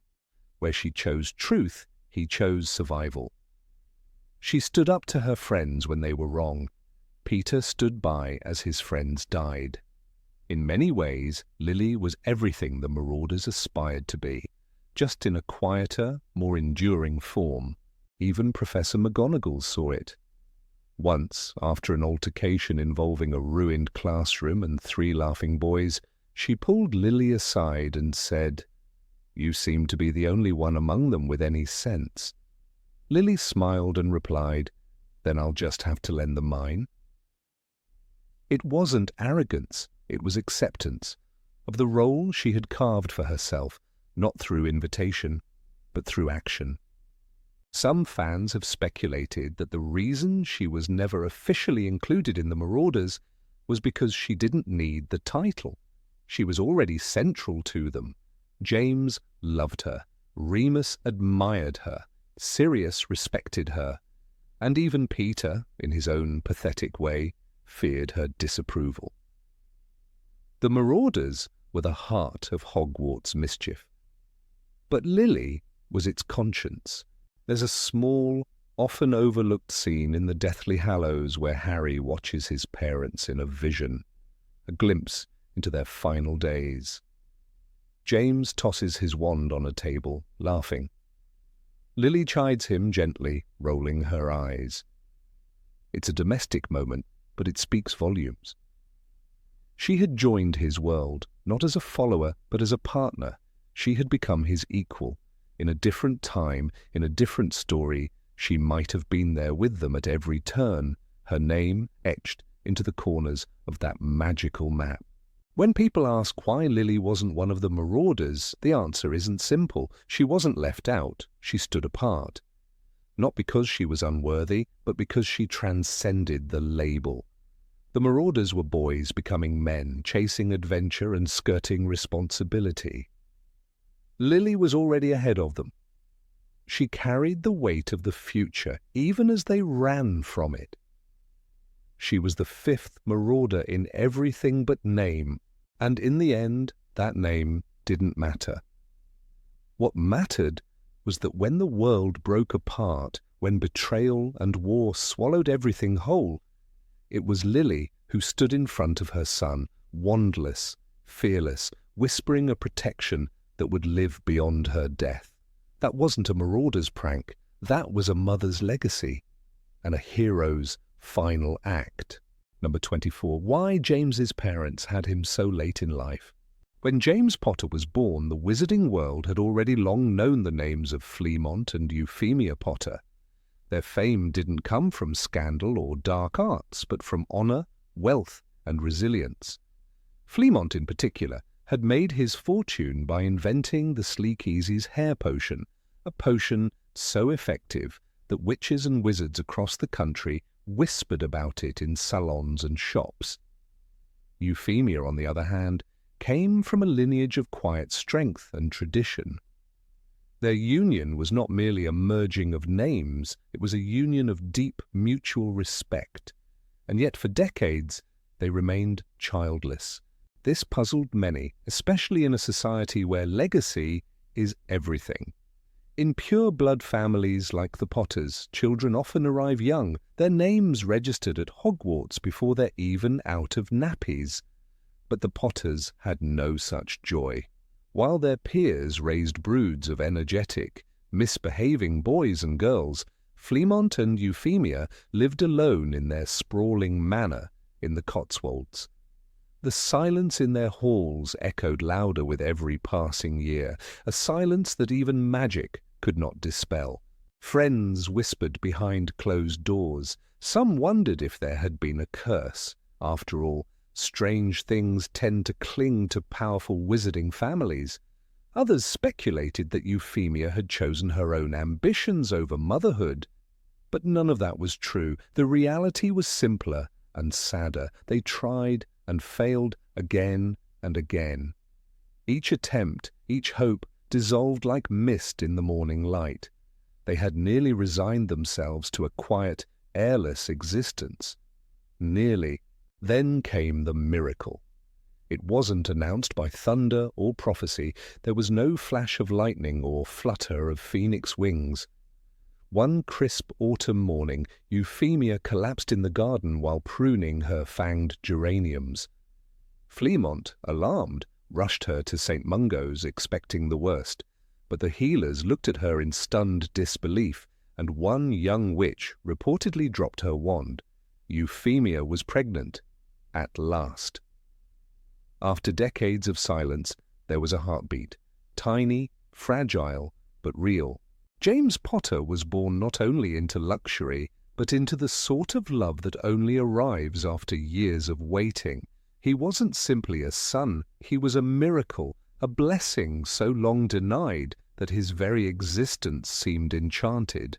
"They doted on him," said Rowling in one interview, "to the point where he may have become a little spoiled." Euphemia, having nearly given up on motherhood, poured all of her affection into her boy, and Fleamont, once the shrewd inventor, was reduced to cooing nonsense just to make his son giggle. This upbringing shaped James in ways both good and bad. He grew up knowing he was treasured, a precious gem in his parents' eyes. He walked with confidence, bordering on arrogance, a trait that others at Hogwarts would notice quickly. Sirius Black, his closest friend, once joked that James had enough self-belief to power the whole Gryffindor Tower. But beneath that swagger was a boy who had been loved fiercely, perhaps too fiercely. The Potter's wealth allowed James every comfort, a nimbus broom before his classmates could dream of one, private tutors in magical theory, an entire wing of their home turned into a personal Quidditch pitch. Yet it wasn't just material things. James was taught family history by Euphemia herself, who recited the tales of Linfred of Stinchcombe, the 12th century potioner who had healed muggles with astonishing skill. She would sit him on her lap and whisper, "You carry his blood, James. It's not just magic, it's kindness too." Despite their indulgence, the Potters were not blind to the war brewing in the distance. Lord Voldemort had begun to rise in whispers and shadows, and pure blood families were forced to choose sides. The Potters, despite their ancient bloodline, stood firmly against the Dark Lord. "He's poison, James," Fleamont would say, his voice grim. "And this world needs healing, not more wounds." That moral backbone became a seed in James' heart, even if it took years to bloom. At Hogwarts, James was instantly popular, not only for his magical prowess, but for the easy charm that followed him like a shadow. He was brilliant on a broomstick, top of his class in defense against the dark arts, and utterly convinced of his invincibility. But he also showed an unfortunate streak of cruelty, particularly toward those he considered weak. One moment that stood out, later remembered in Severus Snape's memory, was when James dangled Snape upside down in front of a crowd of students. Lily Evans, who would later become the love of his life, was furious. "You're just an arrogant, bullying toe-rag, Potter," she snapped, her voice shaking with anger. It stung James more than he admitted. The boy who had been adored by his parents was now facing a world that didn't love him unconditionally. It was a harsh awakening. And yet, over time, something began to shift. Whether it was Lily's influence, the increasing darkness of the war, or the maturity that comes from seeing death up close, James began to change. He became a better man, one willing to risk everything for what was right. He joined the Order of the Phoenix, fought beside Dumbledore, and stood up for Muggle-borns and half-bloods alike. Fleamont and Euphemia, already elderly by this time, watched their son grow into a hero. They were proud, beyond words, but also worried. The war was claiming lives daily, families were vanishing overnight, and though James had become strong, no parent could ever feel safe.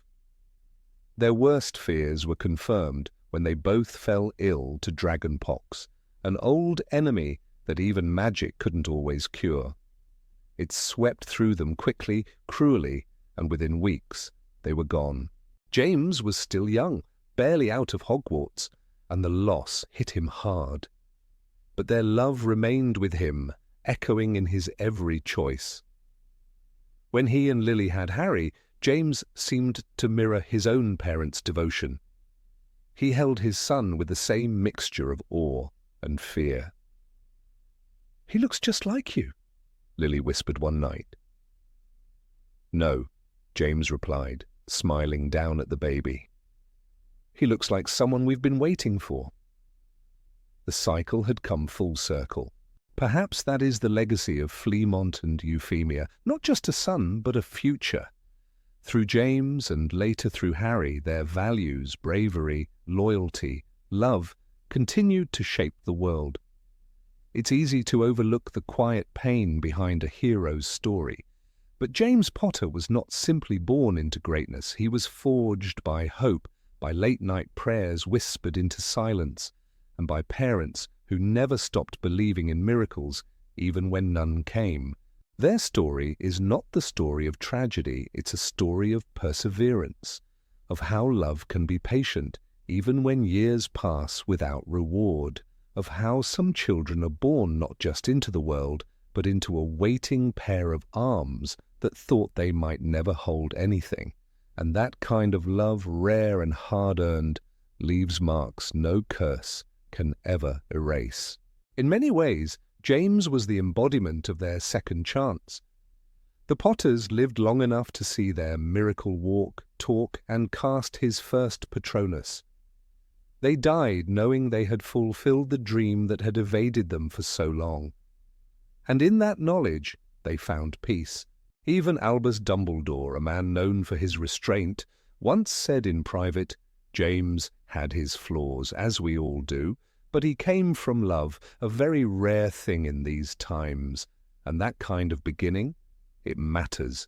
So when we think of James Potter as the boy with a mischievous grin and a wand always half raised in mischief, we must also think of the quiet hallways of the Potter Manor, where two aging parents once sat in silence, until that silence was broken by the first cry of a child who would one day defy a dark lord.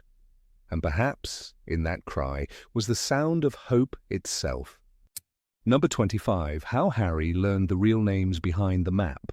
On a night thick with mystery and the scent of rain, Harry Potter stood inside the shrieking walls of the Shrieking Shack, unaware that he was about to learn one of the most intimate secrets of his father's past.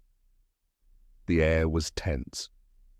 Ron lay wounded, Hermione stood close to Harry, and the terrifying form of the supposed murderer, Sirius Black, loomed before them. But then from the shadows came Professor Lupin, and it was in this moment, this convergence of past and present, that the truth unfurled, altering Harry's understanding of the Marauders' map and the men behind it forever. For months Harry had used the enchanted parchment, the Marauders' map, with the thrill and curiosity of any boy discovering hidden pathways and secrets. The creators of the map had seemed like nothing more than clever troublemakers. Messrs. Mooney, Wormtail, Padfoot, and Prongs the map had proclaimed with pride, promising to aid mischief-makers and to offer no help to those with intentions of studying. At the time, the names were amusing, mysterious aliases, But Harry never imagined that those four were bound to him by blood, loyalty, and tragedy. It was in Harry Potter and the Prisoner of Azkaban that the truth shattered the illusion. In the cold silence of the shrieking shack, Sirius, no longer hiding, faced Lupin not as predator or prey, but as a brother in arms.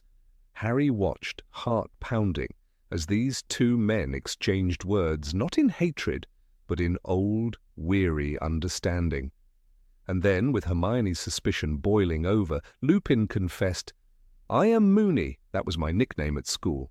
The shock was immense. Lupin, the gentle professor, had been a rule-breaker, a marauder. And then Sirius added, voice rough from Azkaban's years, "And I am Padfoot." Slowly, the web unravelled. Peter Pettigrew, traitor, was Wormtail, and Harry's own father, James Potter, had been Prongs. The impact of this truth went deeper than any secret passage on the map. These weren't just schoolboys, they were brothers who had shared years of mischief, adventure, and dangerous loyalty. In Prisoner of Azkaban, the narrative shifted in this moment. The Marauders were no longer a footnote in a magical artifact. They became human, and their stories were laced with love, betrayal, and the terrible weight of the First Wizarding War. Harry's reaction was raw. "You knew my father?" he asked Lupin, his voice uncertain, desperate for connection. Lupin's reply was soft, almost reverent. "We were the best of friends." And with those words, the map in Harry's possession transformed from a tool of convenience into a relic of love. It became a thread tying him to James Potter, not the hero in the photos, but the mischievous boy who had wandered these same corridors, laughing with the same friends who now stood accused, hunted, and haunted. The story Lupin told was one layered in years. He recounted how, as a werewolf, his monthly transformations had isolated him from others. It was James, Sirius, and Peter who had learned the difficult art of becoming animagi, unregistered, illegal, and incredibly dangerous, all to accompany their friend during his most terrifying nights. "They became animagi to keep me company," Lupin said. Prongs was James. In that instant, Harry saw his father in a new light, not just a powerful wizard, but a loyal friend. The stag, the magnificent creature Harry had seen in the Dementor attack, wasn't just a Patronus. It was his father's Animagus form, and he had signed the map not with James Potter, but as Prongs, the stag. This revelation gave Harry more than facts. It gave him heritage.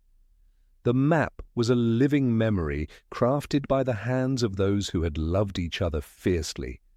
Every joke, every insult written in magical ink bore the fingerprints of his father and his closest companions.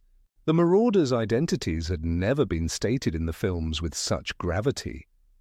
But in the book, this revelation formed the emotional backbone of the climax.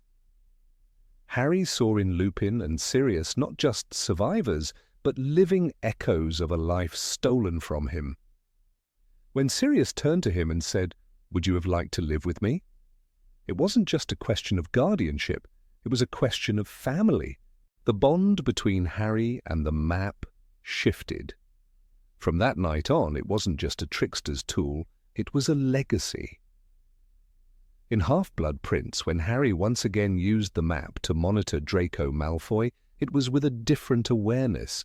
He knew who watched the halls before him. He knew that each hallway, each secret passage, had been tread by Padfoot, Prongs, Moony, and, yes, even Wormtail. This understanding deepened his grief when Lupin died in the Battle of Hogwarts, and when Sirius fell through the veil. They weren't just order members or teachers. They were the last fragments of his father's world. The map had introduced him to their youth. Their deaths reminded him of the cost of growing up in war. The map itself became almost symbolic. Harry never tried to recreate it or tamper with its enchantments. He respected it. And it's telling that in Deathly Hallows, as the war grew darker, he still carried it with him, like a talisman. Though not always mentioned explicitly, its presence was constant. It was a silent vow to remember them, the Marauders who dared to prank Filch, to walk the halls as animals, to face down Voldemort in the end. What made this discovery even more powerful was how personal it was. Lupin didn't tell him in a classroom. Dumbledore didn't give a lecture. It was told in the intimacy of crisis, when walls had fallen and truths had to be spoken. That made it real. One can almost hear the echoes of the past as Harry walks the halls, the whispers of boys running under invisibility cloaks, the quiet padding of paws, wolf, rat, dog, stag. They were more than names. Moony, Wormtail, Padfoot, and Prongs weren't just authors of mischief. They were brothers, rebels, and eventually martyrs. In the shrieking shack, the past collided with the present. Harry stood between Sirius and Lupin, the son of their fallen friend, and made a choice. He defended Sirius, not because he had to, but because he saw the truth in their eyes, the same truth that had built the map. "He's innocent," he said. "I trust him." That night didn't just reveal names, it revealed loyalty, sacrifice, and the weight of memory.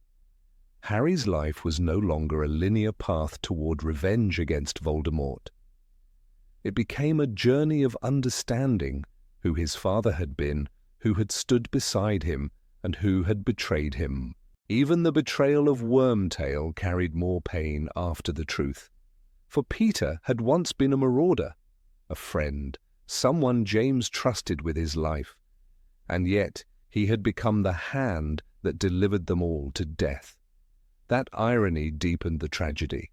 The names on the map were once united, but war had turned them into symbols of courage, loyalty, and betrayal. Harry's shock, as mentioned later in the book, wasn't just about who created the map. It was about who these men truly were. "I never knew," he had said to Lupin, "that my father, he was like that." And Lupin had replied with the quiet pride of someone who had lived through the chaos. "He was the best of us, and the worst, but he was always your father." In knowing who Moony, Wormtail, Padfoot, and Prongs really were, Harry understood more than history. He understood the cost of friendship, the danger of love, and the pain of betrayal. And through that, he began to carve out his own identity, not as the boy who lived, but as the son of James Potter. It's why, years later, Harry would name his son James Sirius Potter. It wasn't just homage, it was restoration. A way to keep the Marauders alive, a way to say, "I remember you, not just in ink, but in blood, in laughter, in the footsteps I now follow." And perhaps, even now, if someone were to whisper to the map, "I solemnly swear that I am up to no good," the parchment would awaken with the same mischief, the same pulse of memory, and somewhere in its lines, Harry would still see them, his father, the dog, the wolf, and yes, even the rat marching through time, their names not forgotten, but finally understood. Number 26. Sirius almost ended up in Slytherin. Sirius Black sat hunched over the table in the Gryffindor common room, the fire crackling beside him. It was late. The castle was asleep. Only the occasional pop of a log or the rustle of wind outside interrupted the silence. Harry Potter watched his godfather's face, illuminated with shadows, his expression distant, not quite sad, but reflective. That was when Sirius, after a long pause, said the words Harry would never forget. "The Sorting Hat wanted to put me in Slytherin." The shock of that statement was immediate. For Harry, who had always known Sirius as the embodiment of defiance, loyalty, and reckless courage, the idea seemed impossible. Sirius, a Slytherin? The man who had run away from home at 16, who'd rebelled against everything his family stood for, who had chosen James Potter as his brother-in-arms. That's Sirius? But the story behind those words is more complicated than it seems, and it begins, like so many stories, with blood and legacy. Sirius Black was a child of a house rooted in darkness. The Black family was synonymous with Slytherin values: purity, ambition, power. Walburga and Orion Black, his parents, had been proud Slytherins. So were his cousins Bellatrix Lestrange and Narcissa Malfoy. Even his brother Regulus, quiet and dutiful, had followed that path without protest. The Blacks were not just Slytherins, they were Slytherin, its traditions, its purity, its disdain for Muggle-borns, all embodied in their proud line. And so when Sirius boarded the Hogwarts Express for the first time, dressed in immaculate robes and carrying a trunk with the Black family crest engraved in silver, the destination seemed inevitable. He would go where all Blacks went. He would join his housemates in the dungeons beneath the castle, and one day perhaps sit beside Lucius Malfoy at the dinner table, whispering about the future of wizard kind. But Sirius had other ideas. Inside his heart, a rebellion had been simmering long before the Sorting Hat ever touched his head. As he sat on the stool, staring out at the great hall, filled with unfamiliar faces and flickering candles, the Sorting Hat dropped over his eyes and began to speak. "Ah," it murmured in its gravelly voice. "Another Black. Tricky, very tricky. I see greatness in you. A mind sharp and cunning. You'd do well in Slytherin, just like the rest of your family." Sirius tensed. "Not Slytherin," he whispered fiercely. The Hat paused. "Are you sure? You could go far, you know. You'd be among your own." "Anywhere but Slytherin," Sirius insisted, louder this time. It considered him in silence. The Hat could see his rage, not at Hogwarts, but at the house he had left behind, at his mother's cold voice reciting bloodlines over breakfast, at the way Creature had bowed so reverently to Bellatrix, at the photographs of burning houses in the Daily Prophet, and his father's approving nod. "You're brave," the Hat finally said, "and passionate, and you're not afraid to walk alone. Well then, better be Gryffindor." And just like that, the chain broke. That moment would shape the rest of Sirius's life. By choosing Gryffindor, or more precisely, by refusing Slytherin, Sirius had drawn a line in the sand between himself and his family. That first night, while the other new students laughed and compared schedules, Sirius lay in bed staring at the ceiling, wondering if he had made a mistake. But it didn't take long before he realized he had found a new kind of family. James Potter became the brother he wished he'd always had. Remus Lupin, quiet and kind, brought balance. And Peter Pettigrew, well, the less said, the better. But in those early years before betrayal and Azkaban, they were inseparable. Gryffindor was more than a house. It was a home. Still, the Sorting Hat's first instinct raises a powerful question. Could Sirius Black have thrived in Slytherin? What kind of wizard would he have become had he not fought so fiercely against that legacy? From a purely analytical standpoint, Sirius possessed many of the traits Slytherin prized. He was ambitious, not in a careerist sense, but in his refusal to accept the world as it was. He was cunning, certainly. His quick mind devised complex pranks and escape routes. He broke rules not just for fun, but to challenge the structures he loathed. Even his loyalty was fierce, bordering on possessive, a trait not alien to Slytherin bonds. But perhaps the most Slytherin quality in Sirius was his pride. It was wounded pride that drove him to shout at Creature. Pride that refused to forgive Severus Snape, even years after school. Pride that could sometimes blind him, as it did when he risked everything to confront Peter in public, costing himself 12 years in Azkaban. And yet these traits in a different environment could have turned him into something much darker. Had Sirius entered Slytherin and been surrounded by students like Lucius Malfoy, Evan Rosier, or even his own brother Regulus, it's possible, even likely, that he would have been drawn in slowly to the ideology he claimed to hate. Children are malleable. Hogwarts, after all, shapes you as much as it sorts you.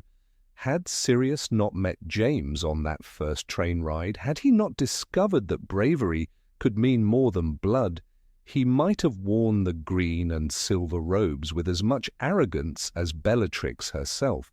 "I hated everything about them," Sirius once told Harry.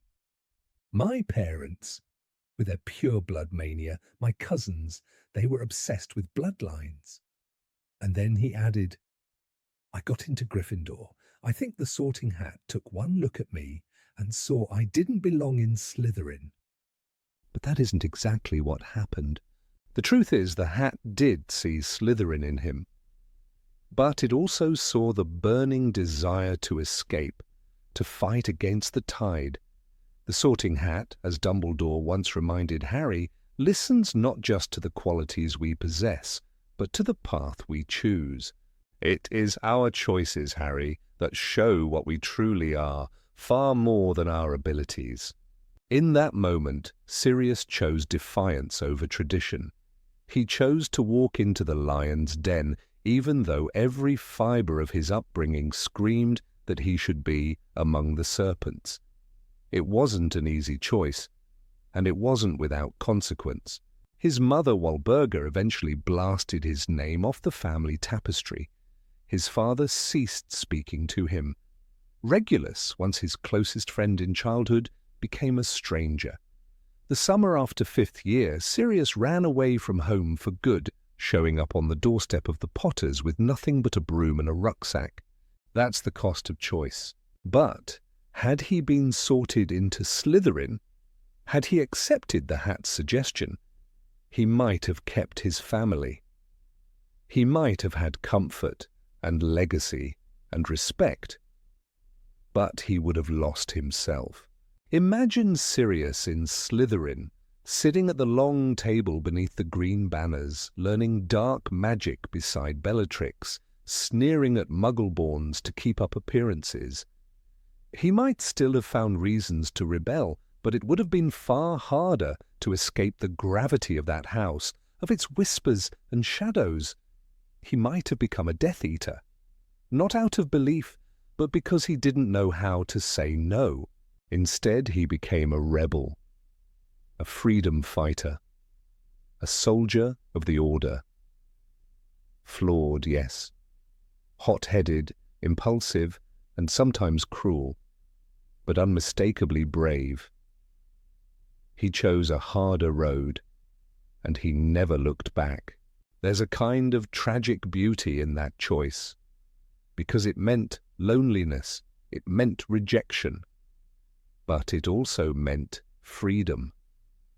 And when, years later, he stood in Grimmauld Place, the house he hated, and faced down his old demons, he wasn't just a man.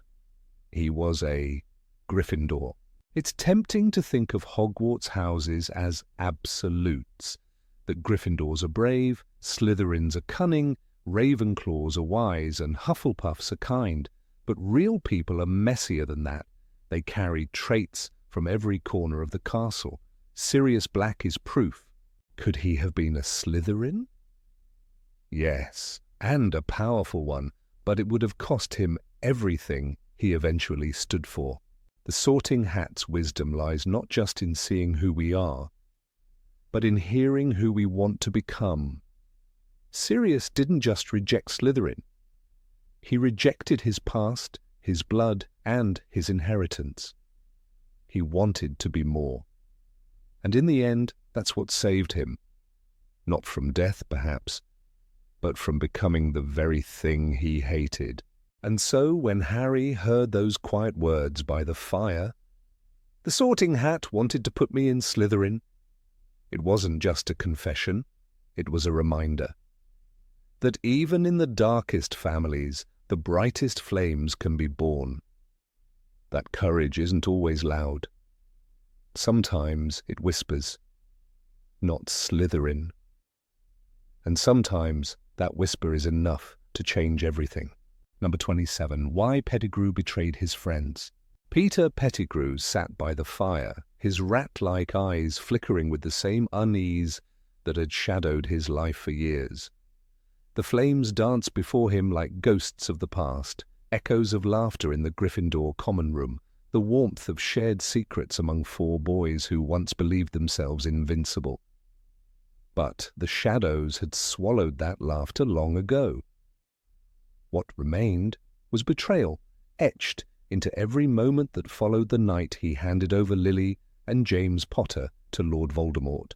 It is tempting to dismiss Peter as simply a coward, and indeed J.K. Rowling herself described him as such, but cowardice alone does not unravel a bond as sacred as friendship. Once, Peter Pettigrew had been the youngest Marauder, trailing behind James Potter, Sirius Black, and Remus Lupin, like an eager child, desperate to be included. Wormtail, they called him affectionately, never seeing the dark seed of insecurity growing in the corners of his heart. He laughed with them, played pranks with them, transformed into a rat with them, but he was never one of them, not truly. At least, that's how he felt. That feeling of being lesser, of being overshadowed, became Peter's constant companion. James was brilliant, daring, and charismatic. Sirius was handsome and rebellious, with a sharp wit and sharper wand work. Even Remus, quiet and reserved, carried the silent weight of the werewolf curse with dignity and wisdom. But Peter? Peter was small, unremarkable, a boy more often laughing at jokes than making them. The Marauders protected him, looked out for him, and never mocked him openly. But inside, Peter feared he was little more than their pet, a mascot, not a brother. When war erupted, the childhood games vanished. The Order of the Phoenix called them to arms, and though Peter joined alongside his friends, he was terrified. The Death Eaters were growing stronger with each passing month. Voldemort's name, though spoken only in whispers, carried the weight of unstoppable power. And Peter, who had spent his life in the shadows of greater men, began to see that the brightest lights burn first. What if James fell? What if Sirius was captured? What if Remus was lost? Who would protect Peter then? It was this fear, quiet and insidious, that Voldemort's servants recognized. The Dark Lord did not need Pettigrew's loyalty. He needed his desperation. In Harry Potter and the Prisoner of Azkaban, Sirius snarls, "You should have died rather than betray your friends." Perhaps he was right. But dying requires courage. Peter had none. What he did have was the gnawing need to survive, to matter. And in Voldemort, Peter saw a man who would reward obedience with protection. The betrayal was not immediate. It crept slowly, like poison. Peter began feeding bits of information to the Death Eaters, small details, harmless at first. The Order didn't notice. Why would they suspect quiet little Wormtail? He was harmless, forgettable, and that was his shield. But Voldemort wanted more. He wanted the Potters. With her unmatched talent in charms, James, the thorn in every Death Eater's side, and Harry, just a baby, but marked by prophecy. At this point, Albus Dumbledore proposed that the Potters use the Fidelius charm, hiding their location with a secret keeper. Everyone believed Sirius would be chosen. It was obvious, James's best friend, loyal to the grave. But Sirius, cleverer than he was given credit for, suggested Peter instead. Who would ever suspect Peter, he reasoned. Indeed, who would suspect the weakest of them? On that fateful night, Peter Pettigrew betrayed the secret to Voldemort. He led death to the doorstep of the people who had once laughed with him, protected him, loved him. Lily and James died because Peter believed Voldemort would win. That, more than cowardice, was his crime. He gambled his friends' lives for the promise of survival. In Harry Potter and the Goblet of Fire, when Voldemort is resurrected, he says to Pettigrew, "You return to me not out of loyalty but out of fear." And Peter does not deny it. He kneels, whimpering, grateful to be allowed back into the fold. Even after causing the downfall of one of the most powerful wizarding families, Peter remains a servant, not out of devotion, but out of terror. It is a tragic portrait of a man who gave everything for the illusion of safety and found only chains. What makes his story even more haunting is the pain he caused to those who never stopped trusting him. Sirius Black spent 12 years in Azkaban for a crime Peter committed. He was blamed for the betrayal, for the deaths of innocents. And Peter? He cut off a finger, faked his death, and lived as a rat in the Weasley household, sleeping in the bed of the boy whose brother would eventually become his executioner. In Prisoner of Azkaban, Remus Lupin's heartbreak is palpable when he realizes the truth. "I trusted you," he tells Peter, voice trembling. "You were my friend." That simple statement hits harder than any curse, because that's what Peter destroyed. Not just lives, but faith. The belief that friendship was unbreakable. The knowledge that someone you loved could turn on you, not for ideology or revenge, but for fear. And yet, Peter was not born a villain. He became one through choice made again and again to save himself at the expense of others. When he saved Harry from being killed by Snape in Deathly Hallows, it wasn't redemption. It was a moment of hesitation, a flicker of the boy he once was, but even that cost him. The silver hand Voldemort had given him turned on its master and choked him to death. He died alone, a slave to the very fear that had ruled his life. There's something deeply human in Peter's story, something that unsettles us because it is so possible. Unlike Voldemort, who was always a monster, or Bellatrix, who embraced madness, Peter is the man who wanted to be good but lacked the strength. The man who wanted to be loved but chose fear. And that is what makes him one of the most tragic figures in the Harry Potter universe. In many ways, Peter was the anti-Gryffindor. He wore the house's scarlet and gold, but none of its values, bravery, chivalry, nerve, he abandoned them all.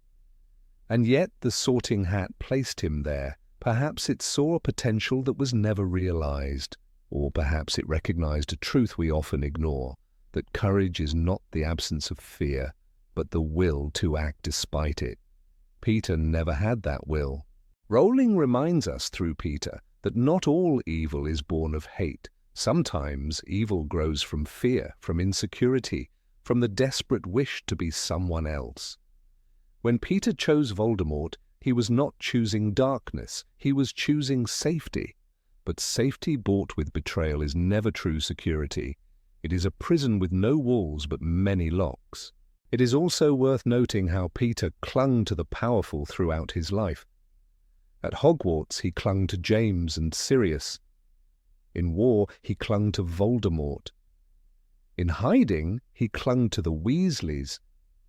He was a man who needed anchors, who could not walk alone. And when those anchors crumbled, so did he. His inability to stand on his own principles led him down a path where no light could follow. The saddest truth is that Peter's betrayal destroyed more than the Potters. It set in motion the events that would orphan Harry, that would condemn Sirius, that would shake the foundation of trust in the wizarding world. One choice, one whisper, tore apart everything the Marauders had built. Their story, once filled with laughter and loyalty, ended in graves, prison cells, and heartbreak. But perhaps Peter's greatest punishment was not death, it was memory. The weight of knowing what he had done. The faces of James and Lily burned into his mind. The voice of Sirius, screaming across a street, "You should have died!"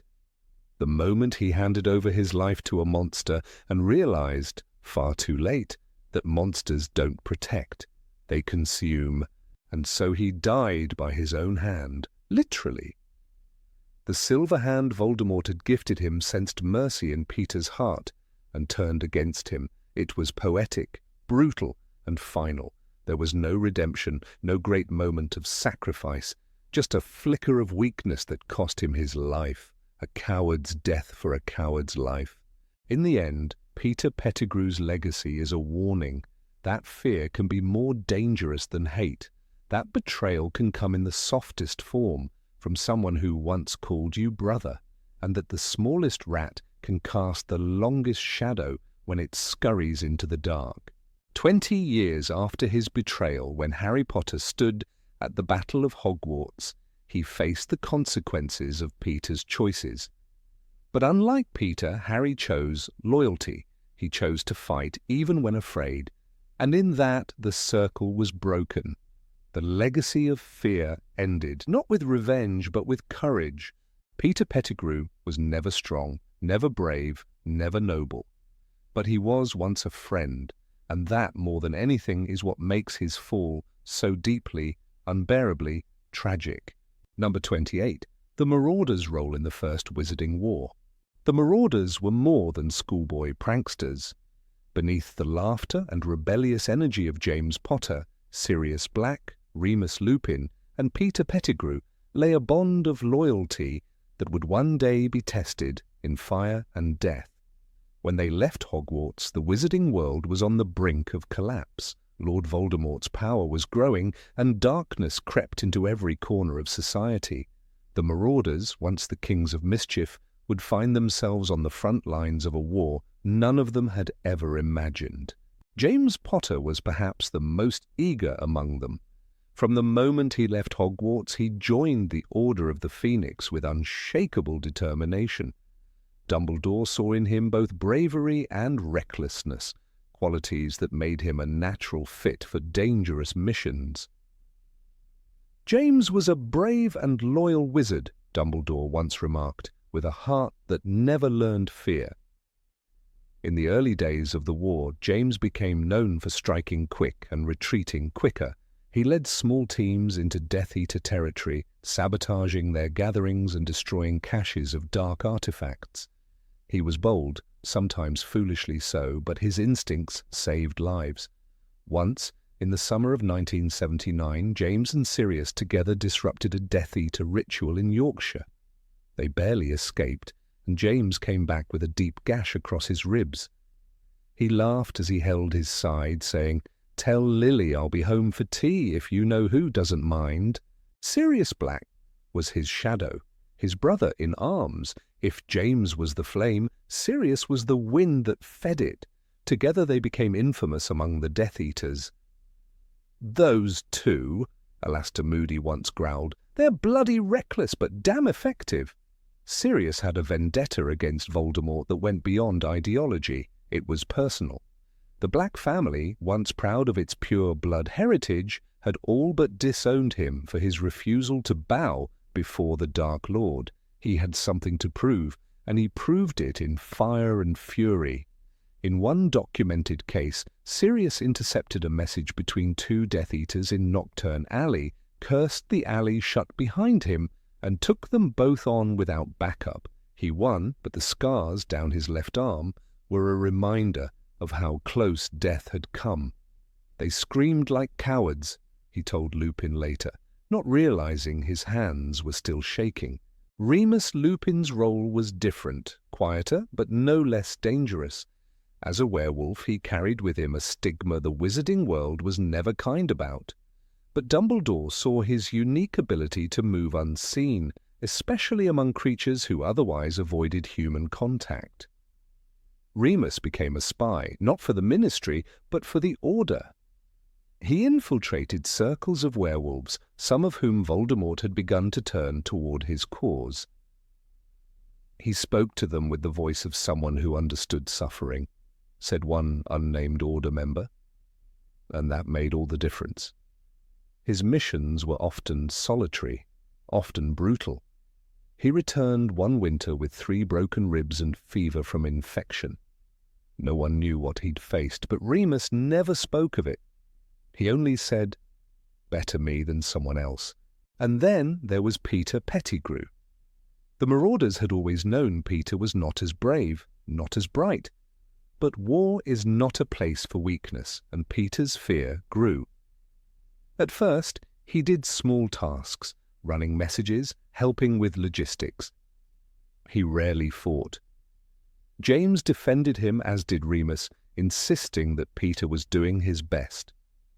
"He's just not made for the front lines," James had once said. But Sirius never trusted Peter fully. "There's something off," he'd muttered. "He folds too easily." It was a dark irony that Peter would later betray them all, but even then perhaps the signs were there. Cowardice in war is a whisper before it becomes a scream. The Marauders' impact on the war was significant. The Order of the Phoenix was constantly outnumbered, often overwhelmed. But fighters like James and Sirius turned the tide in more than one battle. The summer of 1980 saw an escalation in the conflict. Voldemort had begun targeting specific families, those prophesied to resist him. The Potters were at the top of the list. "They're coming for us," Lily had told Dumbledore. "James is ready, but I don't want our son to grow up in hiding." Still they went into hiding, first in Godric's Hollow, under the Fidelius charm, with Peter as secret keeper. It was a decision that would doom them. One of the most harrowing examples of the Marauders' courage came during the ambush in Devon. Death Eaters had surrounded a safe house where Order members were gathering. James and Sirius were the first to respond. They arrived on broomsticks in the dead of night, spells flying before they landed. Moody would later recall how they broke the siege from the inside, creating a breach for the others to escape. "Potter and Black," he muttered, "never saw 2 men move faster." It was this bravery that earned them respect even among their elders. Lupin, meanwhile, was deep behind enemy lines. He was tracking Fenrir Greyback, who had begun recruiting feral werewolves for Voldemort. Remus risked everything by pretending to sympathize. In a tense standoff in a forest near Aberdeen, Remus turned the pack away from the Dark Lord, if only temporarily. He did it not with spells, but with words. "Voldemort sees you as beasts," he said. "I see you as brothers." Some believed him, others did not. But it slowed the tide, and for that the Order was grateful. In truth, the Marauders were fighting a war on 2 fronts, against Voldemort and against time. Every day brought more casualties. Dorcas Meadows was murdered. Marlene McKinnon and her family were slaughtered. The fear grew, but so did their resolve. James and Lily had their son Harry in the middle of all this. He became a symbol for them, a reason to keep going. For him, James said, we survive. And survive they tried, but betrayal was already festering. Peter had begun passing information to Voldemort. No one suspected him. He was too small, too timid. "That's the danger," Sirius would later say. "He hides behind our love." And indeed, that was what allowed Peter to hand over the Potter's location to the Dark Lord. On Halloween night in 1981, Voldemort came to Godric's Hollow. James died first, wandless but defiant. "Lily, take Harry and go, it's him. Go, run!" he shouted, buying seconds for his family. It was his last act, one of selfless heroism. Sirius was the first to arrive after the massacre. He found the house destroyed, James and Lily dead, and Harry alive. He was just sitting there, Sirius later recalled, not crying, just looking. It broke him. He chased Peter down, cornered him in a crowded street, but Peter had planned it all. He shouted that Sirius betrayed the Potters and blew up 12 muggles to cover his escape, framing Sirius and disappearing. Sirius was taken to Azkaban without trial. The last Marauder standing had become the world's most hated man. Remus, shattered by the deaths and betrayals, retreated into obscurity. He believed all his friends were gone. "I thought I had no one left," he said years later. "Just memories and ghosts." He wandered for years, doing odd jobs, living in fear of the full moon, haunted by what had been lost. The Marauders, who once ruled the Hogwarts corridors with laughter and pranks, were gone. Only scars remained. Yet their legacy endured. They had been the brightest of their generation. The Marauders' map, created in school, would one day guide Harry in his own battles. Their courage, their mistakes, their friendship, and their fall became part of the very fabric of the fight against darkness. "I solemnly swear that I am up to no good," Harry would say, echoing their spirit.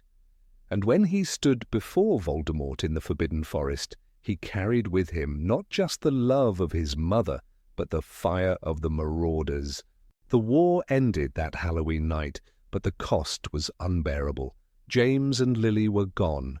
Sirius was imprisoned. Remus was alone. And Peter? Peter vanished into shadow, preparing for the Dark Lord's return. But even in betrayal, he proved how deeply the Marauders had shaped the course of the war. Without Peter's treachery, Voldemort would not have fallen so swiftly, destroyed by his own curse, rebounding on a child. There's a kind of poetry to their story. 4 friends, 1 traitor, 1 martyr, 1 exile, 1 prisoner, they had once roamed the halls of Hogwarts like kings, daring the world to stop them. And in the end, the world did, but not before they left their mark, burned into history, written in the blood of war. As Sirius would later tell Harry, "The world isn't split into good people and Death Eaters. We've all got both light and dark inside us. What matters is the part we choose to act on." The Marauders chose the light, even Peter for a while. And for that, they stood taller than many who lived. The first Wizarding War was not won easily, but the Marauders fought it with all they had. They gave their lives, their freedom, their peace. And even as the years passed and their names faded from headlines and textbooks, they remained in the memories of those who knew them. Because they were more than soldiers. They were friends. And sometimes friendship is the only magic strong enough to resist the darkness.